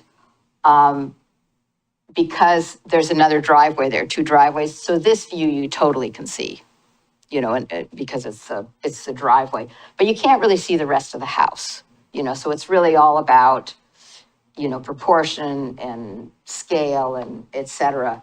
And you can't, in the upper side, the existing view from the road, you can't see the rest of the house because they have a hedge and a gate. You can just see the garage. The garage is just framed. And we haven't really talked about landscaping because we're at the house stage. But the side porch on the new addition, you know, that may or may not be visible from the street depending on how they do the landscaping. So it might be visible, so guests know to park there, or family know to park there, and they can go straight in, or it might be behind a gate. I don't know which it is, but definitely the garage with its dormer would be visible.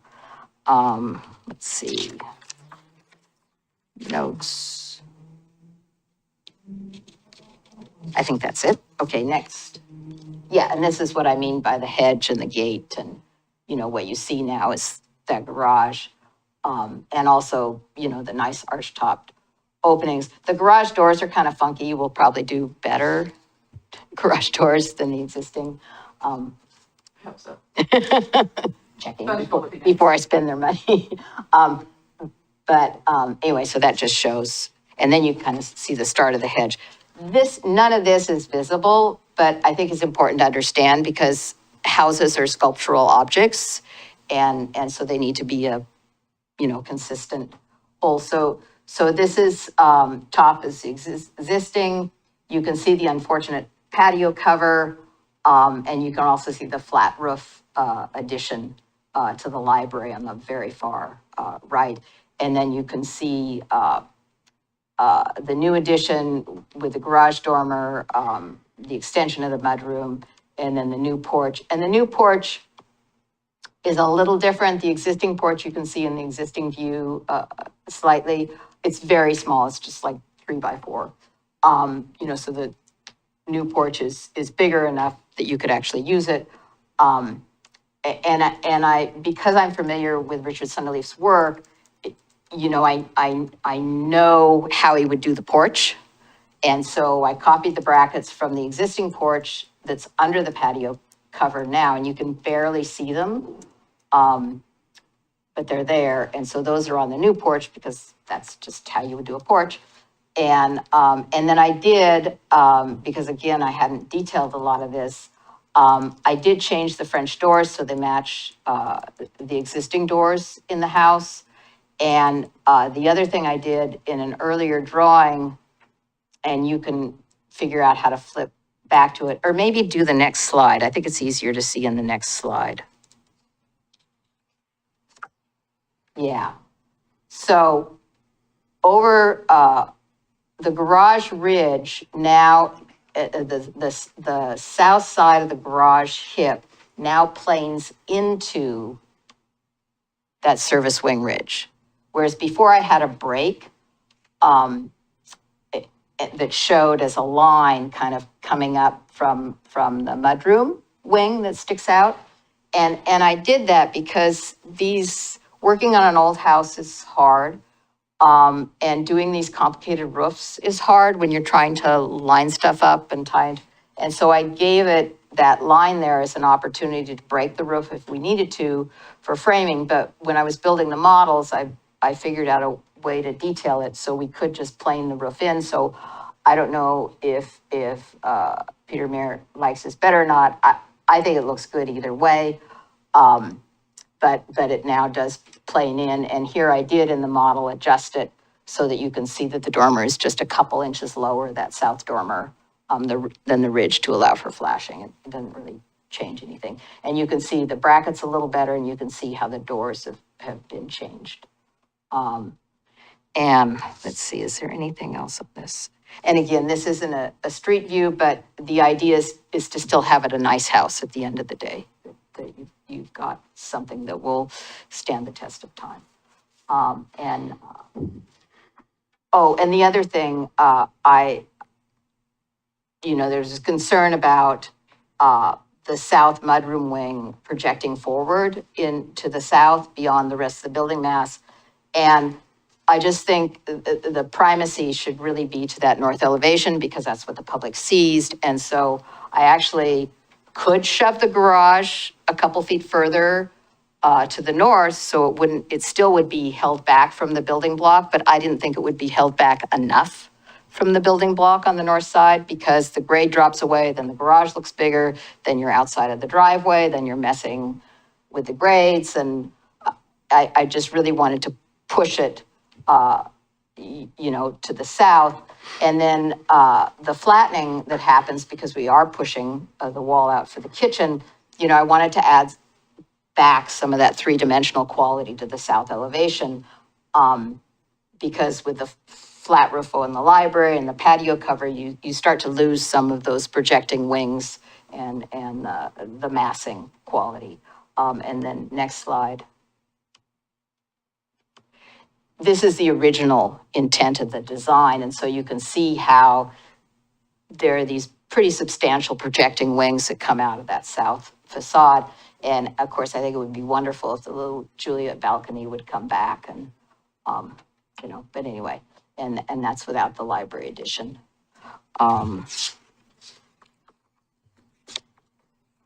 Next. This is just, I didn't know how staff would talk about the windows, but the new windows on the left, the existing windows are on the right, and how you can tell, at least how I can tell, because these are way up in the air and I zoomed in, is the existing windows use window putty, and they're a little funkier, but it's a pretty good match, I think. I think, they're good quality. And they certainly, from as far away from the street, I don't think anybody can tell the difference. And so these are the window types we'll be using. And then next slide. So you get a couple architects in the room. They're going to have an opinion. And so that's just how it is. So I did a couple of adjustments, respecting, the suggestions because you can always make stuff a little better. But I think, maintaining the proportions are maybe more important than the little literal height measurement. And then replicating the rhythm and balance of the different facades, and understanding the language of the house design is the most important so that you get a cohesive whole when you're done with a design. South dormer is not visible. And that whole thing about the mudroom extension offset, I figured out a way to plane out the roof there. And then Mr. Mayer had a suggestion that west porch should match the style of the house, and he wanted it to have a flat roof, which I just cannot, because those were unfortunate additions from 1996. I don't want to replicate them on our addition, which we're trying to make look nice. Let's see, and I set back the garage addition on the north, but pushed it further out on the south, which I explained, and that's it. So We aren't as amenable as the prior applicant. We are a less amenable group. Well, thanks for kind of telling the story to us about some of the design choices that you and your client worked through, Hillary. Really appreciate that. Want to see if any commissioners have questions for the applicant's representative.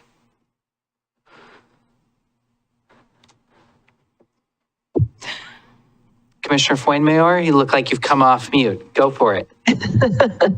Yes, I want to say thank you for telling us the story. I really appreciate it. I enjoy it. It's really good to see someone related to the architect that is preserving the story, the history, and probably Lisa's thinking the same thing. This is like a multiple property documents in the making. But just a suggestion. Anyway, so I want to say I appreciate that you walk us through all the options and through all the designs, iterations that you went through to get to this final design. I appreciate that you maintain the proportions and the materials as much as you could. It's really sad to see the whole wing and the whole thing being demo. However, I do understand the needs of the improvement on the house. I want to say that I am very also impressed with the fact that all the drawings were done by hand. When I looked at them, I actually looked at them like twice to check if they were like some kind of way that the drawings were made up to look like they were drawn by hand. I couldn't believe that someone was so drawing by hand. So I really appreciate it. Yes. It was amazing. I loved it. I haven't seen drawings by hand since I was in architecture school, so I can tell you it's been a while. Besides historic ones that I look for, reference, not actual new ones. So I really enjoy seeing your drawings. Just want to say that they're really wonderful, really good. Anyway, take that out of the way. I also want to make this big mention on how the historic survey that we have in the city of Milwaukie, it is almost historic by its own because it's from 1988 and it's almost going to be 50 years, not as long for now. So I think we are due to have a survey done pretty soon. Just want to again throw that at I know that is in the back of the mind and it will be done probably by the time it gets turned to be 50 years old, but hopefully before that, we need to update that this house, when it was surveyed, it said that it did not meet the 50-year threshold, which by now is closer to the 100. So get that out of the way of the comment they want to make in there. And the only thing that I want to say is I really appreciate all the design. I'm still off with the dormer. It's the only piece of the whole design that is still, it gets me to, especially at this view that we see right now, how the dormer and the top it's just, I don't know, it's something off about the arch. I understand the whole design. I understand the idea on why we don't want to have arches everywhere. And I really appreciate that comment because I also get scared when we have repetitions of the same elements again and again, just because they exist. But it's something, I don't know if it's something about the proportion or maybe the type of roof. I don't know what it is that is still threw me off a little bit between the dormers and the garage. I don't know what exactly is. I just want to put that out there. So, yeah, that's all. Any other questions for the applicant? So I want to echo a couple sentiments. First of all, I do really appreciate all of the background, all of the thoughtfulness that was put into comprehending the original plan, the original intent, and wanting that to continue, to extend throughout the life of this property. I greatly appreciate that sentiment. Ernestine and I have a connection in our educational background at the University of Oregon through the Historic Preservation Program, and I can greatly appreciate the hand drawings as well. Oh, It's been a few years, but that was all I was allowed to do until pretty recently. I absolutely agree with everything Ernestina was saying, but I also have to say that I think the one thing that did throw me off was the dormer being with the hip roof. However, I feel that your explanation of why makes a lot of sense to me now. When we consider from this angle, you would have two arched dormers on the front face, an arched dormer then on, projecting off the garage, an arched dormer then around the corner, because you would want to have the same type of dormers. So I just wanted to confirm did you actually try sketching that out to see what that would look like? And you just felt it didn't look I have a right? stack of paper that's probably like that. Yeah. I drew that stair tower thing on that service wing. I put arch dormers on the garage. I don't think there's anything we didn't look at, Okay. because paper's cheap, right? You don't want to be when the contractor's there saying, I think it would be impossible to try to make everything exactly how every person would want to see it. But I do appreciate the thoughtfulness that went into that. And I must also just mention that I agree with Ernestina on almost the humor with which this could be considered not historic within the survey and what that means about our survey and its vintage. So thank you very much. Thank you both, Commissioner Foynmayor and Commissioner Graytrick. Any other questions? I've maybe have a question of my own about our criteria, actually. And I know that the consultants at PMA talked about the first criterion, retention of original construction.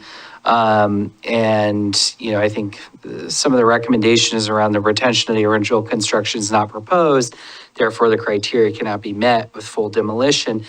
In looking at the criteria itself, I wanted to get your take on this because it reads, distinguishing original qualities defining a resource's character shall not be destroyed.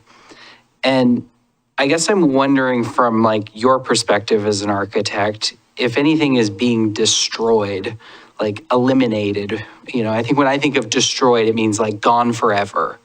Or if maybe some of the character is going to be removed and then replaced in a very similar way. So I just would be curious kind of your perspective on that.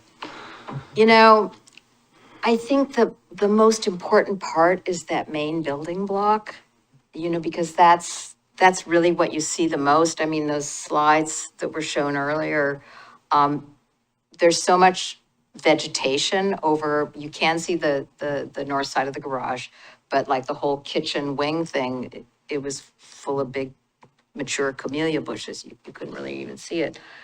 There's something to be said for walking into a house that's never been touched. That feeling, at least I get it when I go into an historic house that nobody's touched, and everything's original. But this isn't that, because it's already, the kitchen's been redone, they knocked out a couple of walls, the cabinets are all replaced, the library's been redone, it's got the patio cover. So it doesn't have, the rooms where it has that are the ones that haven't changed, which are the that whole upstairs, all those bedrooms, and the living room, the dining room is wonderful. The library is still nice on the inside. You know, the entry would be a lot better without that patio cover. You know, so I don't think, this isn't in the house that my grandfather, I'm working on answering your question. The house that my grandfather designed for himself, the second one he designed for himself, had a really cool kitchen that he designed for his wife.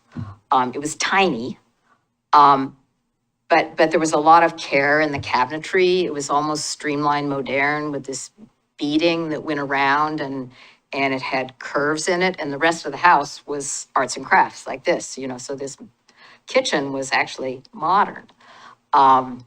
And of course, the people who bought it after he wasn't around anymore, you know, that's the first thing they ripped out. So that one, I really felt that it was a loss, because it was and of course I grew up in that kitchen, right? So it was a magical place for me.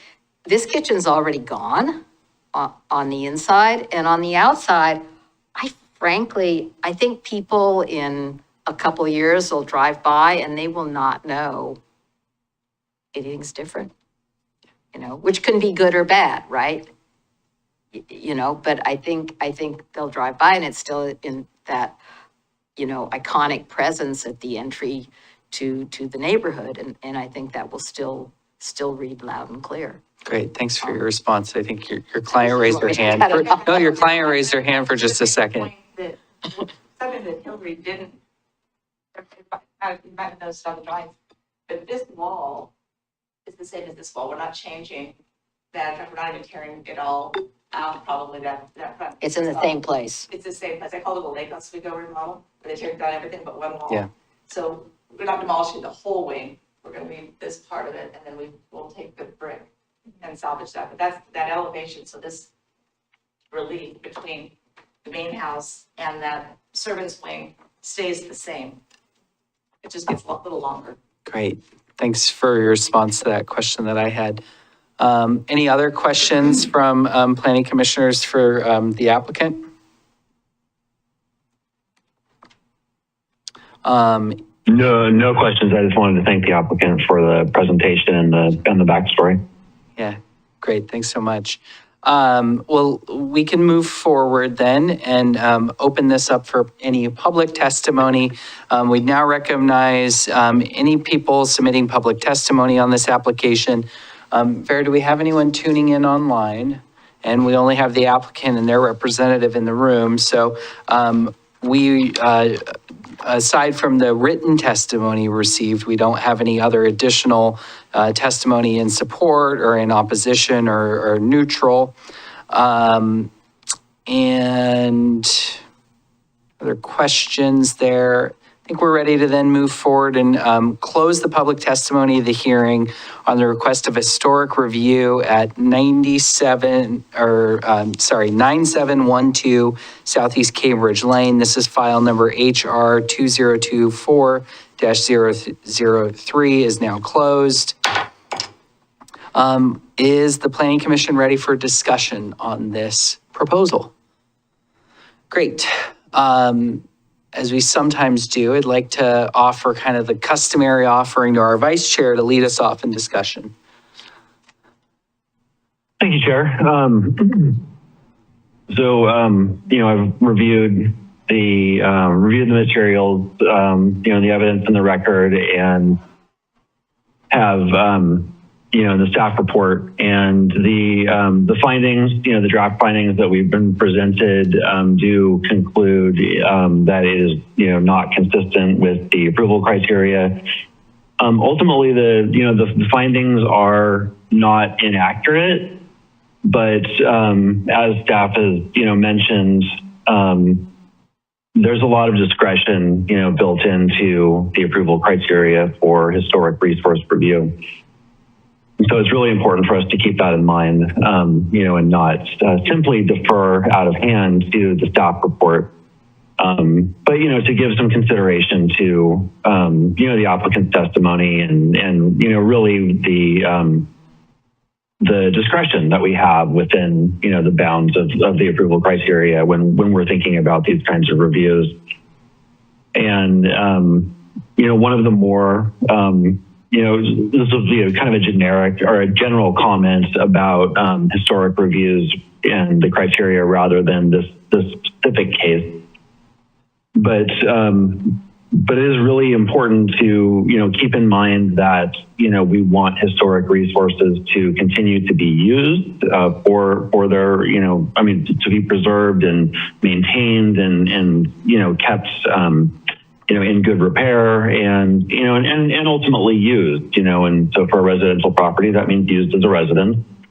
And so, the buildings, the properties, do need to evolve, and it really is at the, up to the individual, property owners, how, what they want to do with their properties, and so it's encouraging to see applicants come in, and propose things that, with proposals that are, respectful of the historic, values that are, described about, the property, that's being reviewed. And so, more specifically to this case, I think that, the applicant's representative did an excellent job of, pointing out,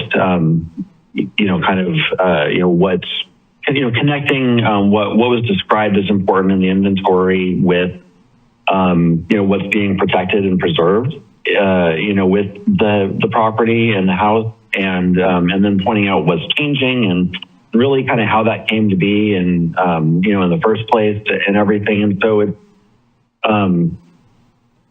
it's important to know that we're not trying to freeze 1988 in time.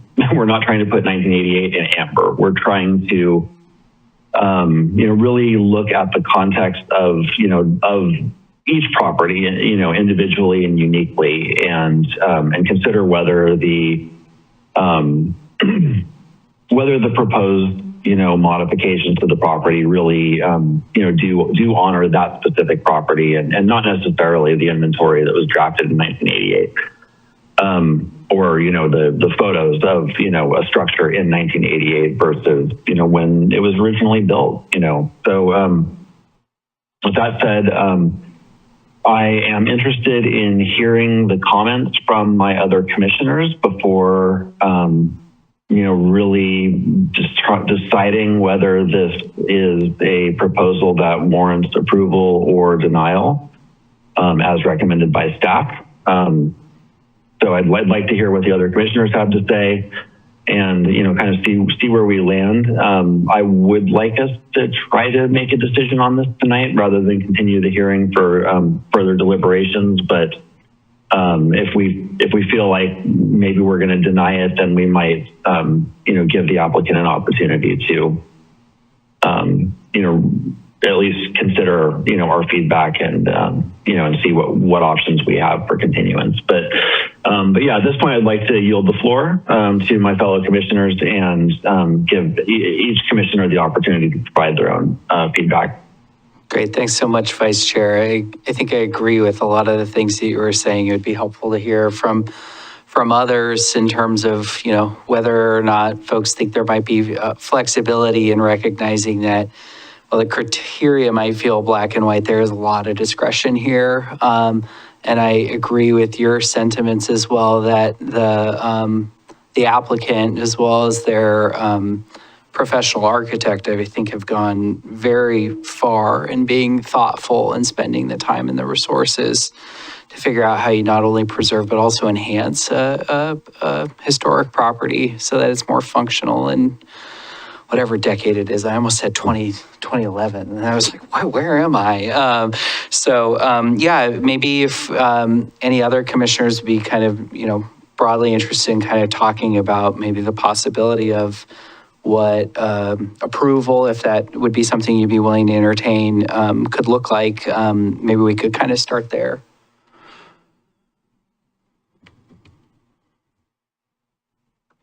So I would like to speak a little bit to, one of the items you just said is, wanting to bring these buildings into the future, keeping them usable. I think it would be illogical to expect a building with such narrow spaces and difficult to use spaces to be retained in their exact footprint. I think to require one to retain spaces that currently exist in the footprints with which you have, requiring that to stay in that exact footprint with no expansion would potentially harm the building in the future and cause it to potentially lose value and potentially lose the ability to appear desirable to keep.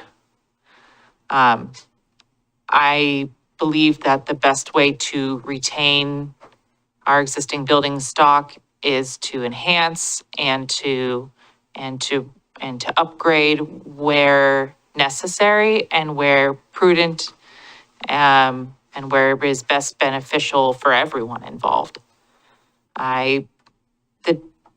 When reviewing different applications and considering the intention behind why things are happening, I think you've made your intent of why every single thing needs to happen, and you've thought it out and the differences. I think that the balance and proportion, I do have to say, when I first saw the drawing, my very first instinct, because I look at a lot of drawings, I look at a lot of alterations to buildings, and I often have to determine whether that alteration will now make a building no longer eligible for the National Register or somehow be an adverse effect to that resource. That's a big part of what I do in my job. My first instinct when I saw it was, oh, yay, because I felt like it felt authentic. And I think what I like the most about the change is that it doesn't fake history. It complements history. It complements the proportions of the house and the setting. But honestly, years from now, when this building maybe gets nominated, if someone decided they wanted to, and additions have to be considered in their own right, whether they're potentially significant in their own right once they've hit 50 years. I see this potentially being the kind of addition where 50 years from now, the addition is contributing because it was significant in its own right because of all the thoughtfulness that went into the addition itself. I see this addition potentially being its own significant feature and in the future. I don't feel that way when I see a lot of additions. I really don't. It really kind of warmed my heart to see this whole process and how you've worked through this whole process. Being able to utilize an architect with this background is just so lucky. Like, you're so lucky to have that. The fact that that's a possibility, I think, is just really, I'm just really thankful that we have that opportunity. I'm thankful to have had the opportunity to see this at the level of detail with which I have. So if I have not made it quite clear, I am quite comfortable with approving. I appreciate the subtle changes that you have proposed, with looking at feedback and getting feedback. If those are something that you're comfortable with moving forward with, I think that's great. Honestly, I don't think I necessarily needed to see those to still come to the same conclusion. But if they are something that you feel you want to move forward with,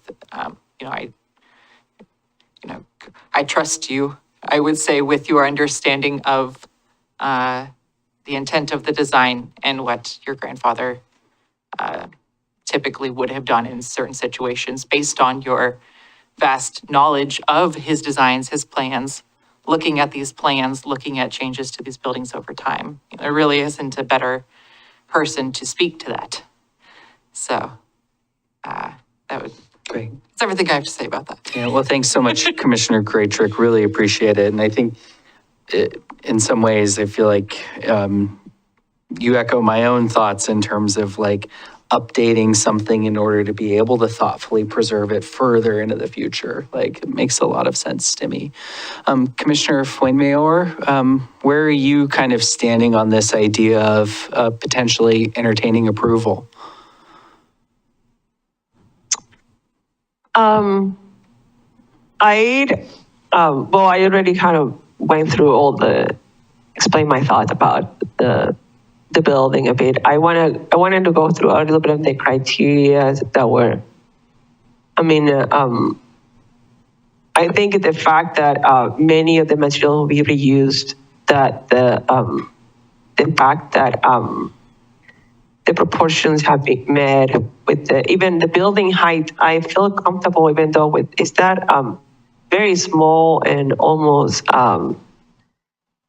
not perceptible to the street side, the difference on height, and that is going to be from the existing roof ridge line to the proposed one.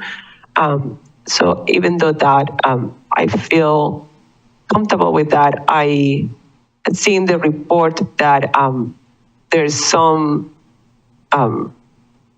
proposed comments from Peter Mayer.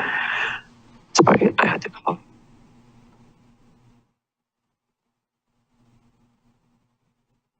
Sorry, I've been sick. It's all right. I'm glad you're feeling better and can join us. Yeah. So I agree that I don't think the flat roof for the porch that meeting that or like copying that would meet the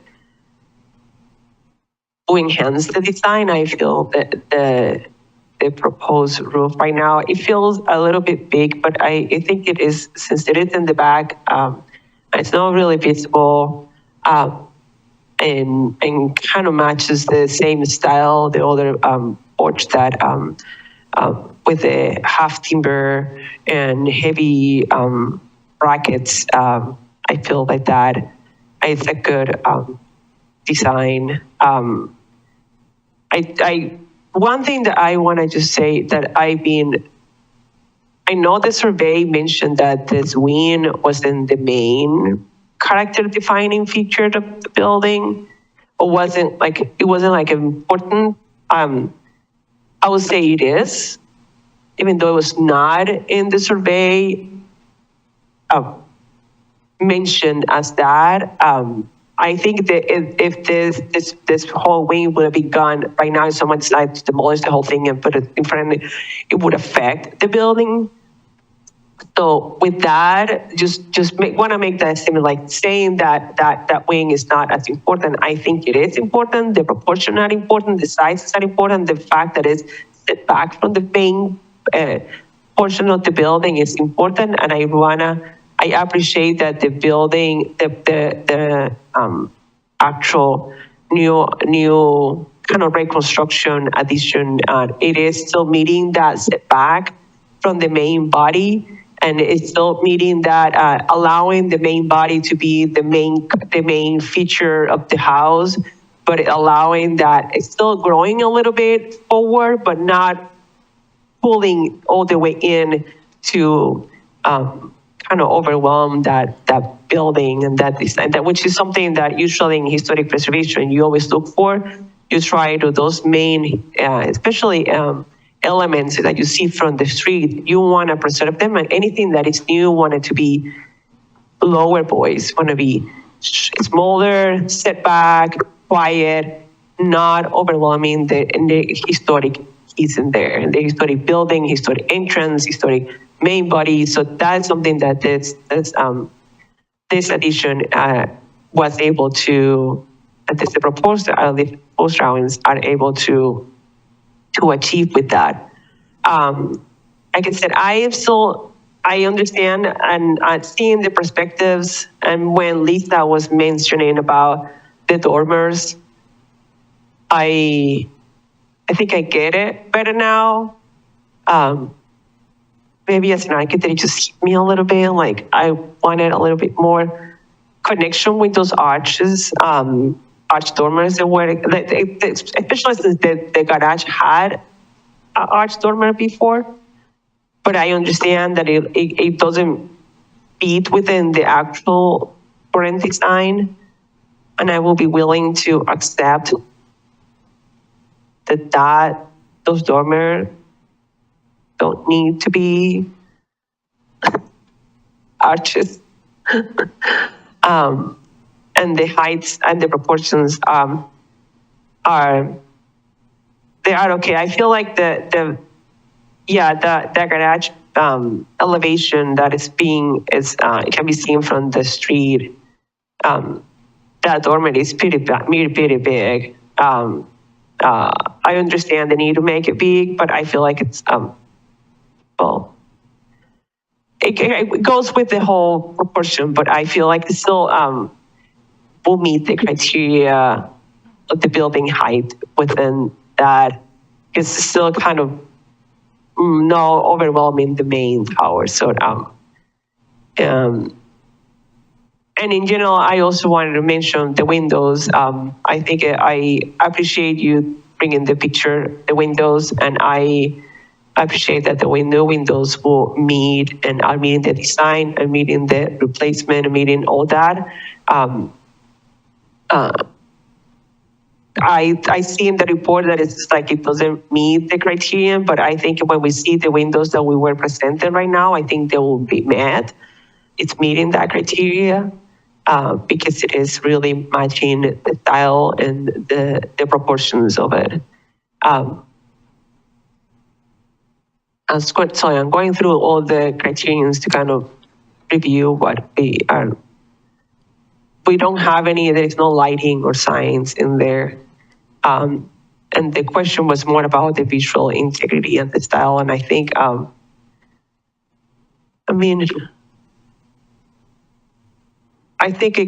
it meets them in general in the style. The rotation of the original construction, that's the problem that we have. But I think as we talk through the process of houses that are organic being and evolve with people, and is a kind of a, sorry, I'm talking like an architect right now. Yeah. It's like, like a house, it has like a living person, it evolves, it changes, it grows, it goes with people, and it will evolve and will keep evolving, and whatever the needs are right now, in 30 years, we'll have more needs. They might have to do more renovations and more changes depending on how it's going to live in there, how it's going to change. But I think this addition will know it doesn't detriment to the house, and it keeps most of the original intent of the design, and some of those materials are still there. So I think it kind of could be met. It could be met. Yeah. Anyway, those are, I think I'd be willing to entertain, I want to hear what else you guys have to say, but before I say anything else. Sure. No, thanks. I really appreciate that. I really appreciate kind of your thoughtful analysis there, Commissioner Fuenmayor, as well as yours as well, Commissioner Graytrick, having two trained architects in the room with another architect and then architects that reviewed this. In many ways, the architects might actually outnumber everyone else. And I think it was also probably correct, have multiple architects in the room, and could you actually get to agreement is a really good question as well. But I like Commissioner Fuenmayor how you used the word evolve, and I think that's how I'm kind of thinking about this proposal as well. I think when I first saw it and kind of reviewed things, I think this is such a thoughtful evolution of a historic resource. I was also very much kind of blown away by the hand drawings. And I just feel like all of the touches, all of the thought that has kind of gone into this has really, again, been very aligned with wanting to kind of bring this home into the more modern era, but in a way that I completely agree, I think, with the applicant. 5 years, 10 years from now, I don't think anybody's going to know this addition ever happened. the camellias might be a little bit taller.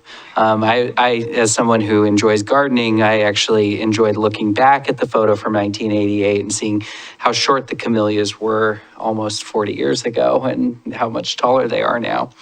And I think it's just a good reminder that properties need to change sometimes. And I think, again, we as residents of the city of Milwaukie, and I think many others in Milwaukie, are really lucky to have such a thoughtful team behind this project, because this is not the kind of thing I think you see every day. So I know we have conditions of denial that have been kind of recommended and prepared. I also know staff prepared some conditions of approval should the Planning Commission be willing to kind of entertain that. And so maybe what we could do is circulate those because actually I haven't even seen them, but maybe we could circulate those. You could email them to Commissioner Fuenmayor and Vice Chair Edge. Already did. I just emailed them to you.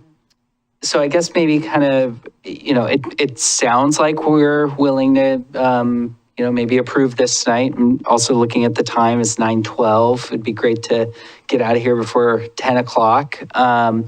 I don't know if we want to take a quick break so everyone can kind of read those, or if we want to just like read through them as a group. I saw heads in the room nod on the idea of a quick recess. Why don't we, because I think this is a good reminder of City Attorney Justin telling us earlier, you can't do anything 5 minutes. Why don't we take a 10-minute recess so folks can read through conditions of approval, use the restroom if they need to, and then we'll reconvene. We'll round up 1 minute. Why don't we call it 9:23? We'll reconvene and see if we can move this thing forward. Sound good? That sounds great. And if it's helpful, I think the conditions that you need to look at start on page 3 and are A, B, C, and D. Everything else stays the same. Great. Just so you know where to put your eyes. I did, and I also have copies for you.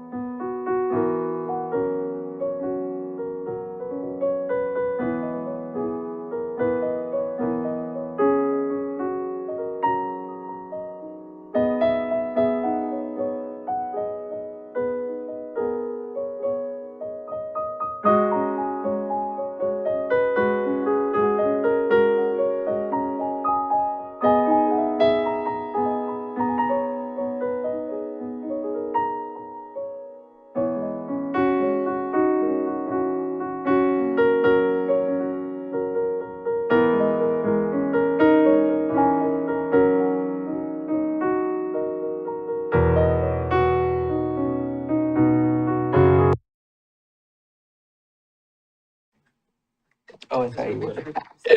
Architectural historian. Oh, very good. Yeah, no worries. Well, welcome back to the December 10th meeting of the Planning Commission. Just coming back from a quick recess. Had shared out copies of some conditions, some findings in support of approval. And, you know, the primary changes being between the original findings and the new findings is showing that the MCC 19.403.5E establishes the approval criteria for landmarks. Sub A, retention of original construction. And the narrative here is talking about how that criteria is met, noting some of the contributing features of the house will be rebuilt in the same style in the same relative location to preserve the overall massing of the building. And the public-facing elevations are nearly identical, saying it's met. Building height, talking about how there's, you know, no significant changes on building height being proposed and the conditions met. And then horizontal additions, also kind of talking through how the changes are very minimal and that materials are being reused and the criterion also being met. And then I think as Commissioner Fuenmayor mentioned in some of her comments, you know, the thoughtfulness around the windows and talking about how I think on balance, what we're seeing is this criterion being met. So wanted to just kind of hear from planning commissioners where they're kind of sitting in relationship to these different criterion in this kind of alternative set of language. So anyone want to kind of lead off here?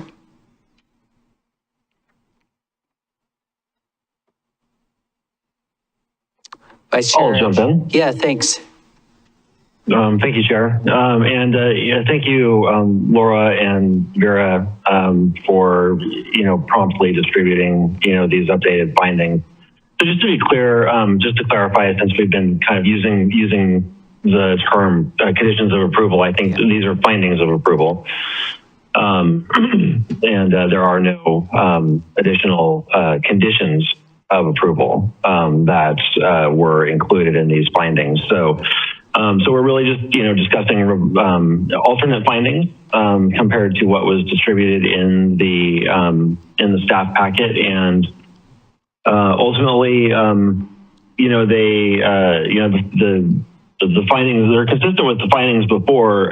We're just, you know, omitting the language about, you know, from the consultant about their recommendations, and using that as a reason to, you know, find it that it does not meet the criteria. So anyway, I feel pretty good about, you know, I feel good that the revised findings continue to reflect the evidence in the record, continue to reflect the, you know, the proposal as it's been, you know, described and, you know, as reflected in the application material.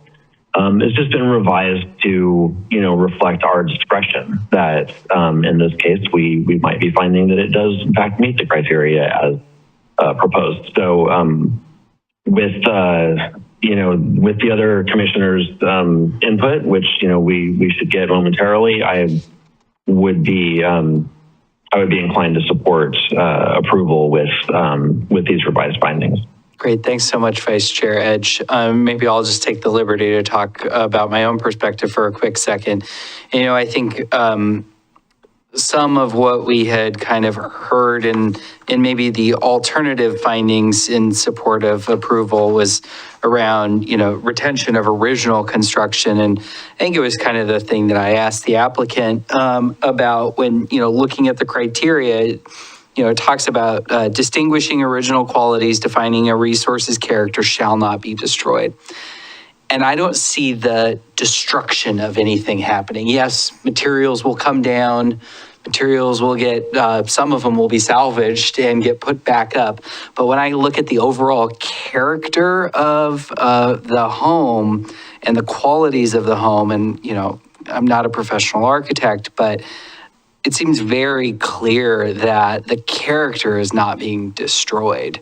The character is being slightly altered in order to expand the home and modernize it and help it live the next 100 years of its beautiful life. So I think in terms of that criterion around retention of original construction, as was kind of talked about earlier, we're not trying to freeze something in a Kodak picture from 1988. We're trying to figure out how kind of on balance things can continue to exist in the future while maintaining their historic qualities. And I think this proposal goes above and beyond in doing that. And so I'm also happy to move this forward.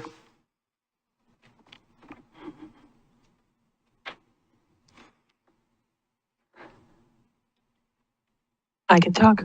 Sure, please. After reviewing the findings, I agree with them, which is pretty much kind of what we had discussed throughout the night on this proposal. I am agreeing with the finding. It kind of summarizes a little bit of what, like I said, what I mentioned and talked through. I do want to say one thing that was mentioned, I think a couple times, is that that someone said, like, in a few years, someone will walk by and don't even remember that this is new. And actually, we want them to note that this is an addition, and we want, as a historic building, you want the newer addition to be recognized as it's not historic, that it matches the house, but you don't want them to, you want them to say, oh, and maybe in there is when now I am coming along with the dormers changes and having the dormers being different than the original, that kind of threw you off a little bit. Maybe that's your hint as a passerby, as someone who has seen the house previously, someone who grew up with the walking every day throughout in front of the house, and recognizing that this is new, this is an addition, but this is a new that is in harmony with an existing building, but it is still a new new part of the house, because you don't want to fool people, make them think that this is historic. That's not what we do in historic preservation. So, so maybe that's the hint with those dormers, and that gives you that hint. And with that, saying that, kind of, I'm in peace with that. And with all the other pieces coming together as we discussed, I think I am in agreement to move forward and approve this proposal. Great, thanks so much, Ernestina. I like your idea of the hint of the changes. That's a really nice touch. Just want to echo that as well. I think that's a really good point, because, if you're looking at the goals of historic preservation are to harmonize, but not to fake. And so I think that's a really good point that, it doesn't need to be a replica. It shouldn't be a replica. Because if it was a replica, but just bigger, then it would be making it seem like it was always that size. And it was just exactly the same thing, but bigger. So I think there is some importance to having distinction. Another element that I've gone back to thinking over the drawings is the fact that there is no landscaping currently in place, within the drawings, and looking at the drawings and kind of seeing some of the mass of the scale. Maybe what may seem slightly imposing, particularly from that last angle where you're kind of looking at it from the corner up at the garage. It's not going to look exactly like that once you do have all the landscaping in place. And I think that's something that I'm also kind of thinking back on. And, I think that will, once that's in place, that will also add another level of kind of buffering of the addition itself that will naturally make it look slightly different than what we're seeing. So having read through, the language as it's written, I think is accurate to what is on the record. And I agree with the assertion that the criteria has been met. So I'm comfortable moving forward. Thanks so much. So it sounds like we have the votes to kind of move this forward. So I'm wondering if we need to discuss anything further, or if someone's willing to entertain a motion in approval. Just maybe as a friendly reminder, this is HR-2024-003. And then, I think we would be taking the new findings of approval that we've kind of entered into the record as part of that. So any other discussion, or are we ready to vote? I just want to say something that I forgot to say. I want to thank Peter Mayer and their team. I know they spent the night and we've been quiet, staying there, looking at us, discussing, and they have not been able to say anything, or we didn't have any questions for them. But I wanted to thank them for the very thorough reports in both cases. I appreciate it. I am always in awe of the work that you guys do. So thank you. Great, thank you. Appreciate that as well. Yeah.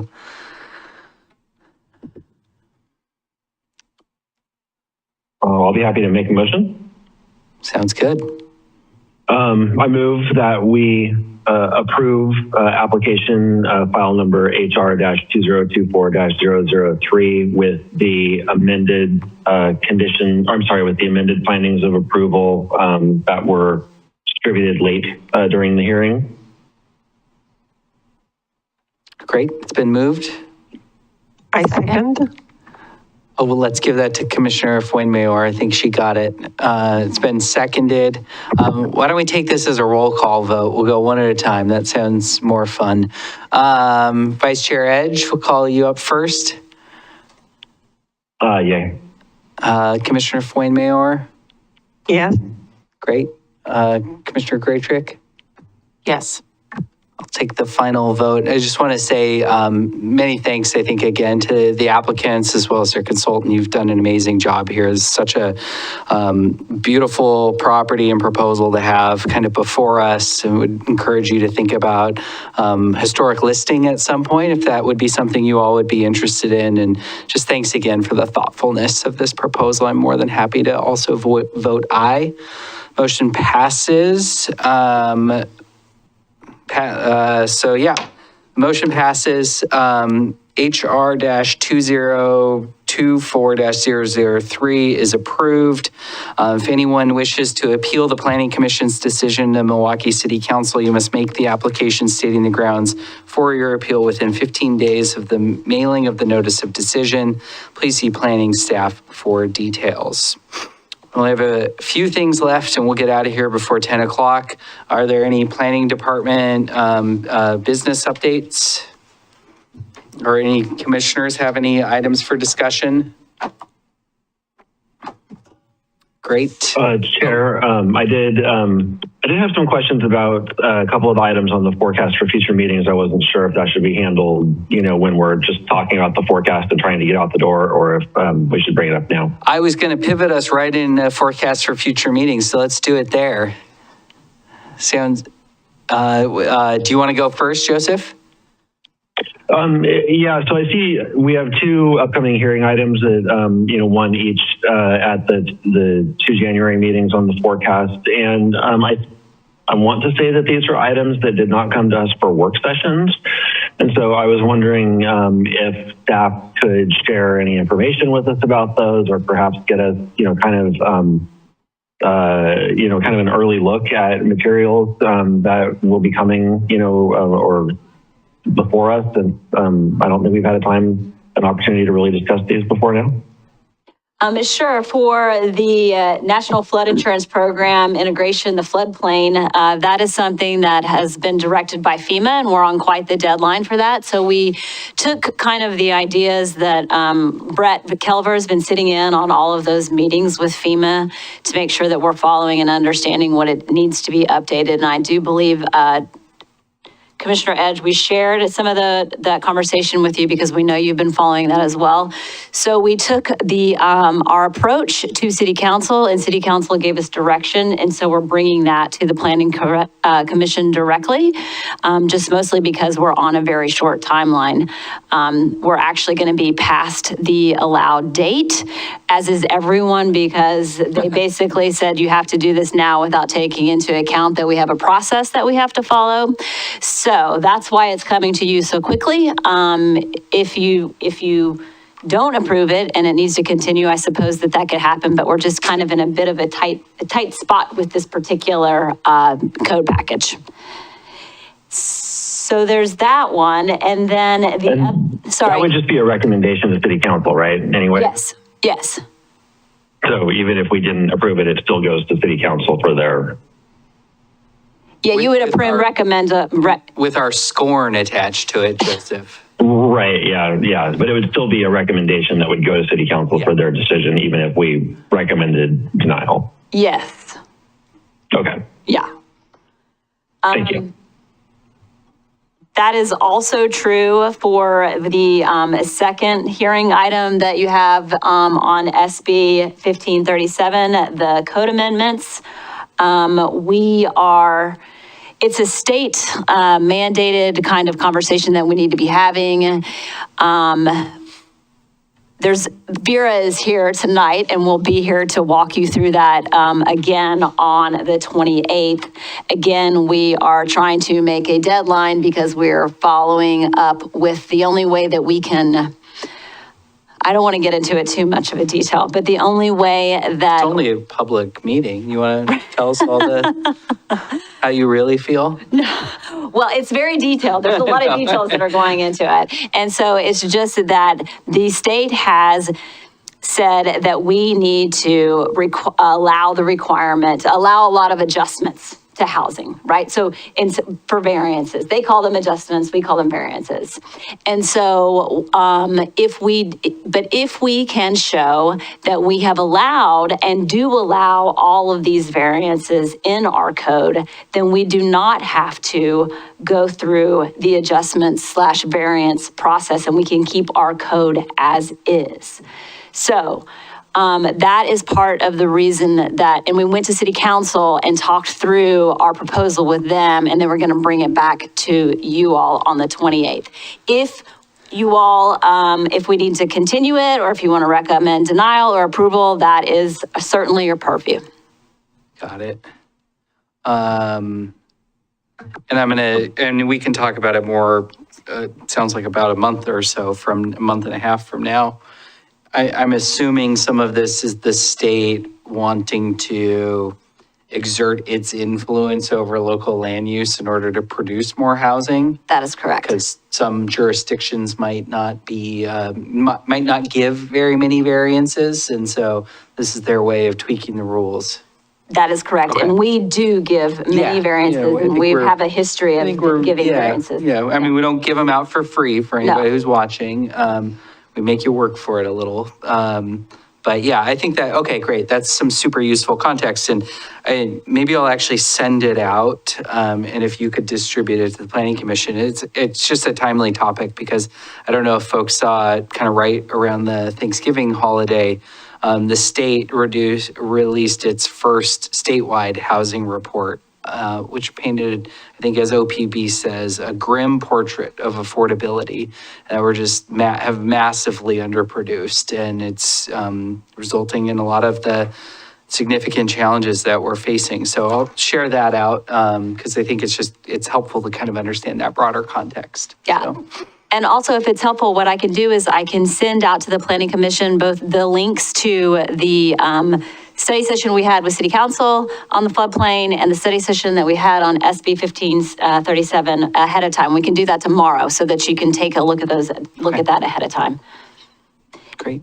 And then the only other thing that I wanted to bring up about the forecaster, and I can't even believe that I have to bring this up, is because we're supposed to have our annual joint meeting and our Planning Commission orientation, and we have two people down, and we're looking to fill the positions. And so I feel like to have the we're gonna meeting, kick it down the road again.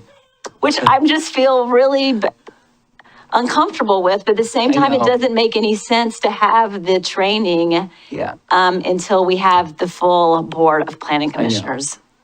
I was thinking about this myself as well. So, I think it's going to be our goal to get our new planning commissioners recruited as quickly as possible, get them seated, and go do a training and do an NDA meeting so that we can kind of, We'll get a fresh start. Get a fresh start. With the new crew, everybody on board. Sometime in February. Probably March, but yes, probably, yes.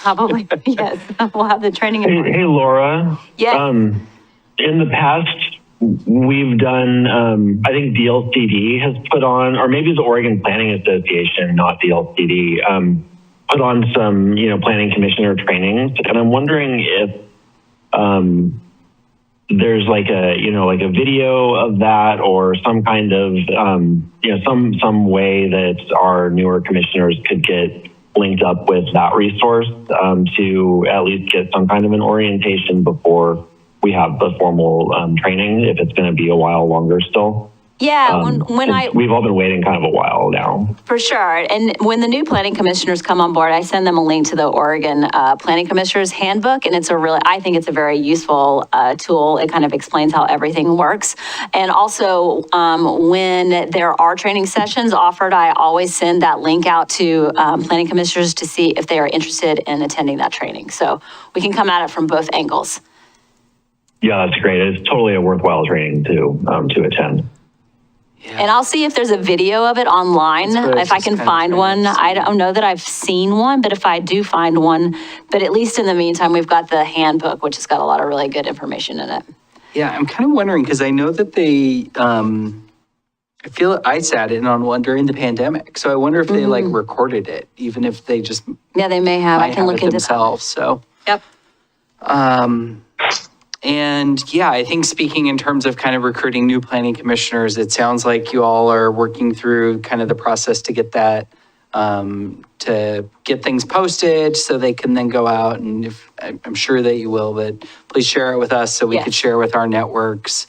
And just maybe to info share a little, I had kind of pitched Laura on this idea of before applications close, maybe trying to organize a, low stakes info session, and maybe Laura and myself would kind of staff that. So if anyone who is thinking about applying for a planning commission had questions and wanted to come and just like sit and talk for a few minutes, understand the workload and the requirements and any of those kinds of things, we could do that just to help folks kind of have a better sense of knowing what they're getting into as they might be thinking about it. So we'll keep you all posted on terms of any of those things scheduled. It would certainly welcome other people if they also wanted to join, although we would need to be careful of creating quorum. So.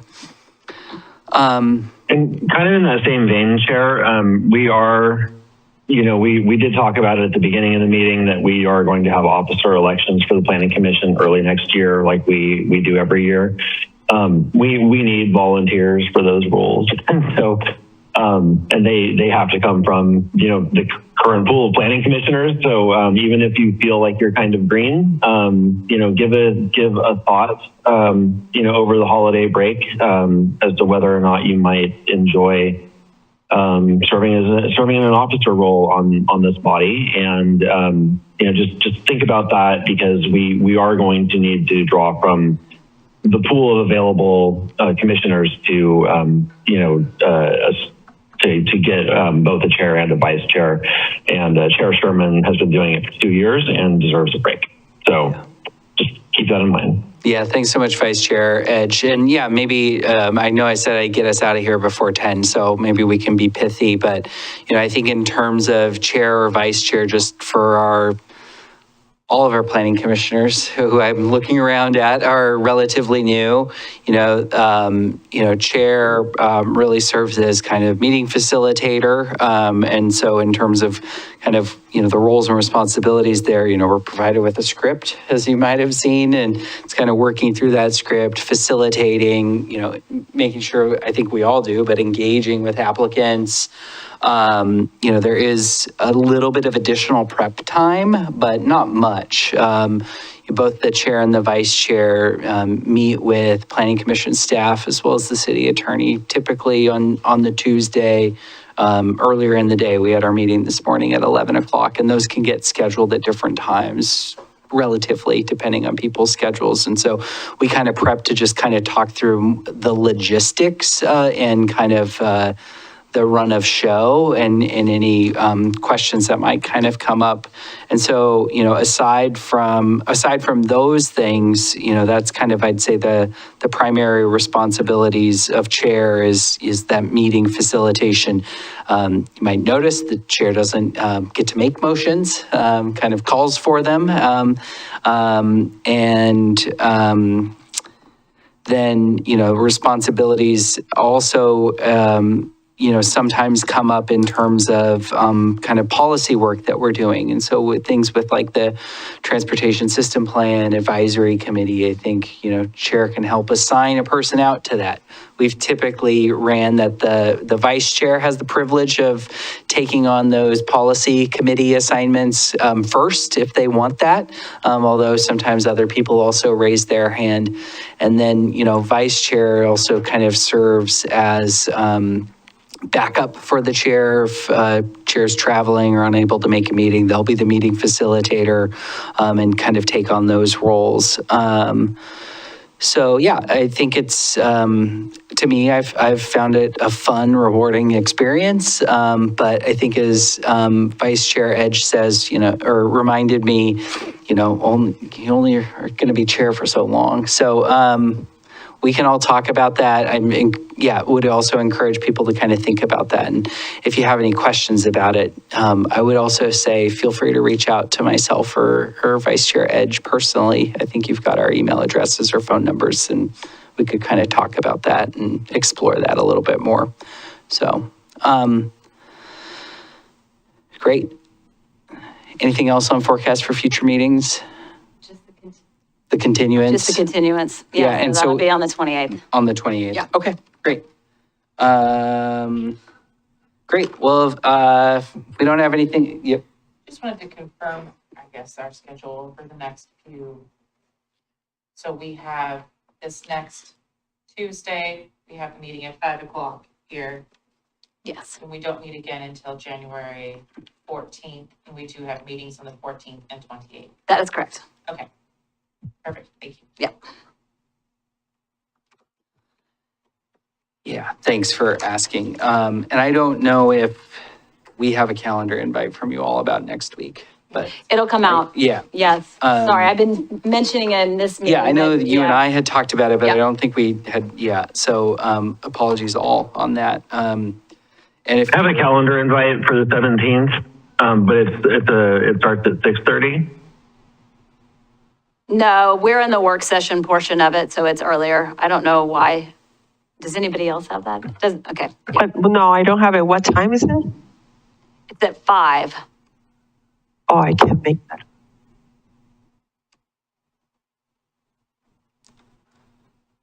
Oh yeah, I I put it on my work calendar, but I don't have it on my personal calendar. So, yeah, we'll get it out to you, and apologies about the late notice.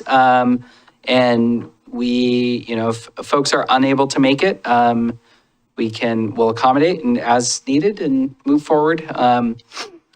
And yeah, great. Well, if there's nothing else, entertain a motion to adjourn. Motion to adjourn? It's been moved. Second. It's been seconded. All in favor? All right, let's get out of here. Take care, everyone. Have a great night. Thanks for everyone for your time and energy. Really appreciate it. Thank you. Good night, y'all. Bye.